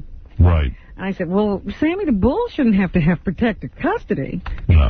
He's the kind of guy who obviously knew that if he started another life of crime, he could go to jail, and he's ready to take his lumps, isn't he, out there in the general population? Maybe he thought once he's, since they didn't put him in for killing people, maybe drugs wouldn't be so bad. Hey, that must be legal if you can kill people, I guess. There's also a story in the paper today. A woman was walking her dog in, I think, Long Beach, Long Island, and saw a body. I guess her dog discovered a body sort of behind a building. And they now think that the man wasn't just killed and put there, that he might have fallen out of a plane. Wow. Landing at JFK Airport. Wow. Yeah, they think, a lot of people are stowing away in the wheel well of these planes in foreign countries, and a lot of times they find them frozen to death down there once the plane lands. But they think this guy sort of fell out when the landing gear came. Superman. He just fell out of the plane, poor thing. Wow. And of course wound up dead. They found some foreign coins and I see. some other stuff in his pocket that lead them to believe he was from some other country. What'd they do with the coins? I'm sure they're keeping them as evidence. Oh. What else is in the news, Robert? At the movie theaters this weekend, The Whole 9 Yards, the Bruce Willis movie. How did that Gary Shandling movie do? That hasn't opened yet. Oh. It was only sneak preview this weekend. It opens this coming Friday. I guess he avoided our show. I guess so. What is it? He didn't look too good. He looks bad, man. I saw him on Regis and Kathy Lee. He looked pretty awful. Yeah?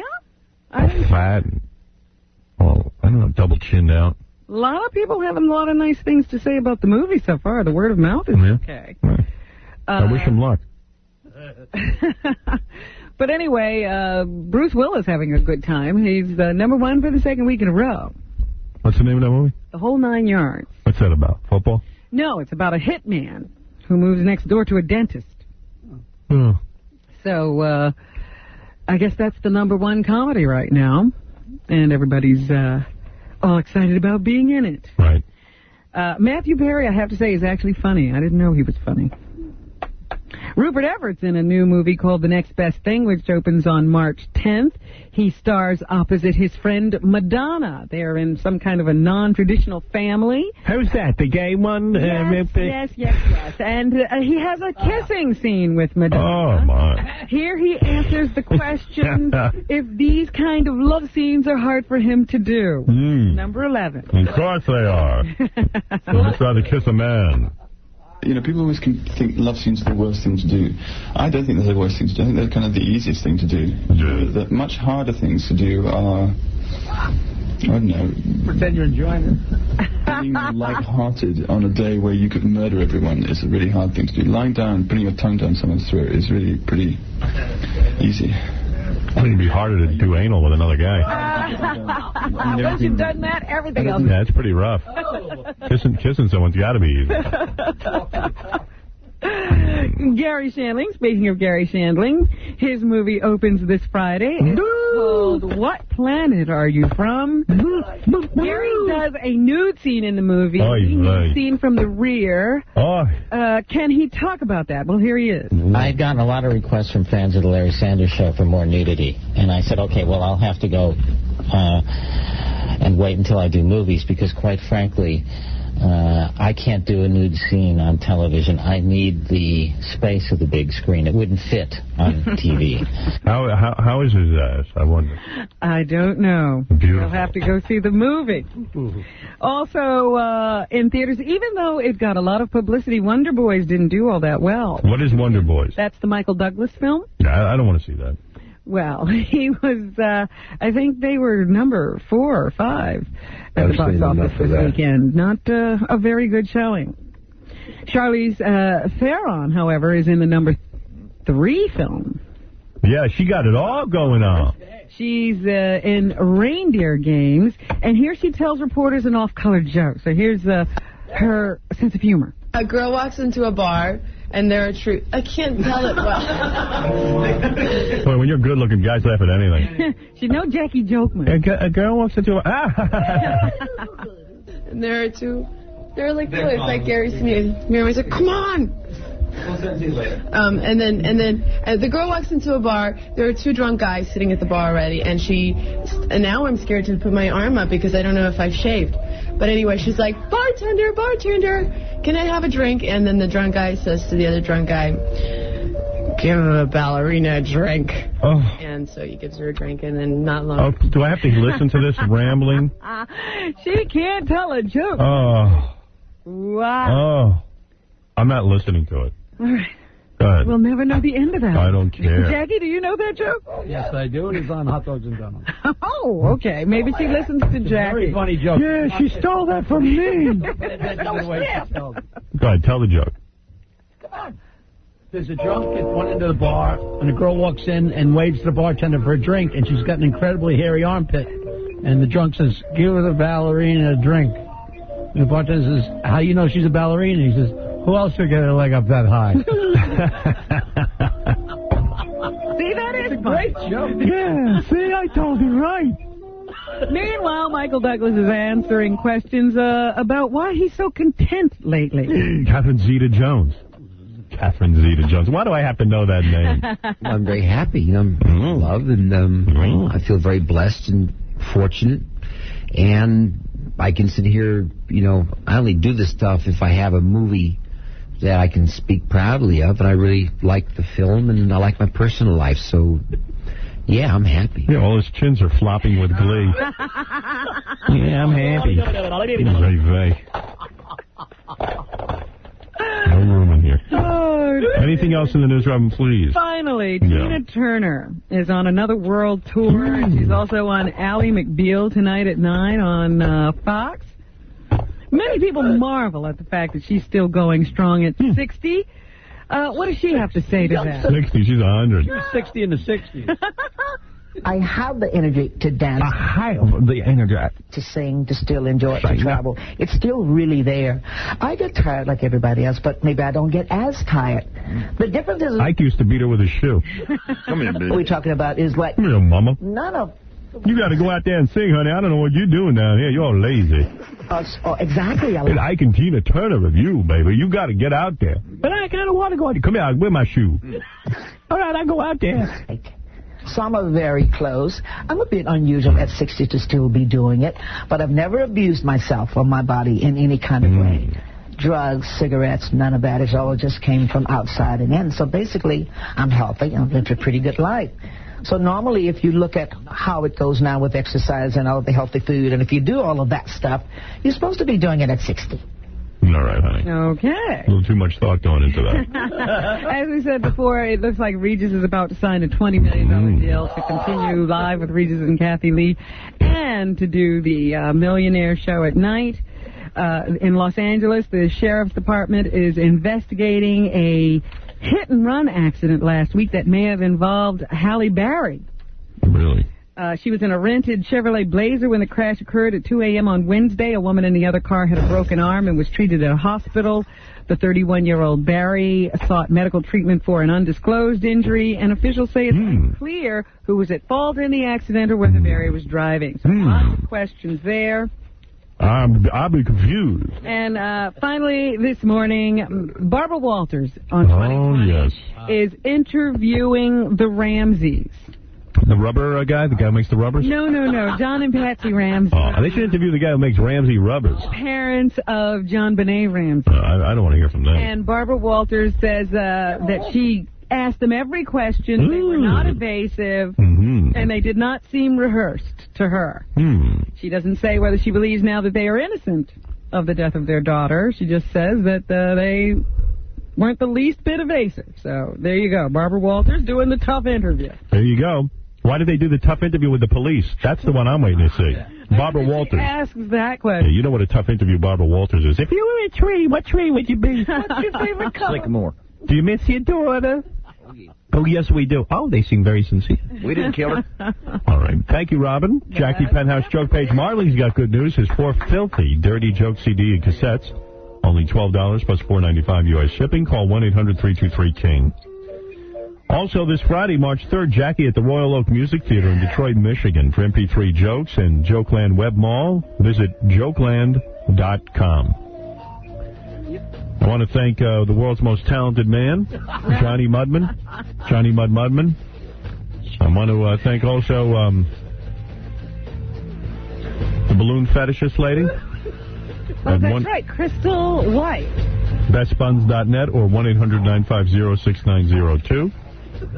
I would also like to thank the Touchtone Terrorists, 1-888-44-PRANK.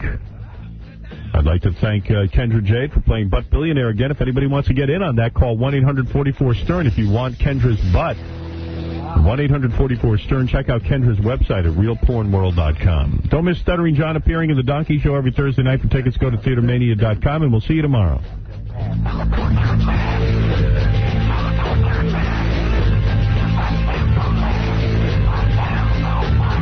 The Howard Stern Show.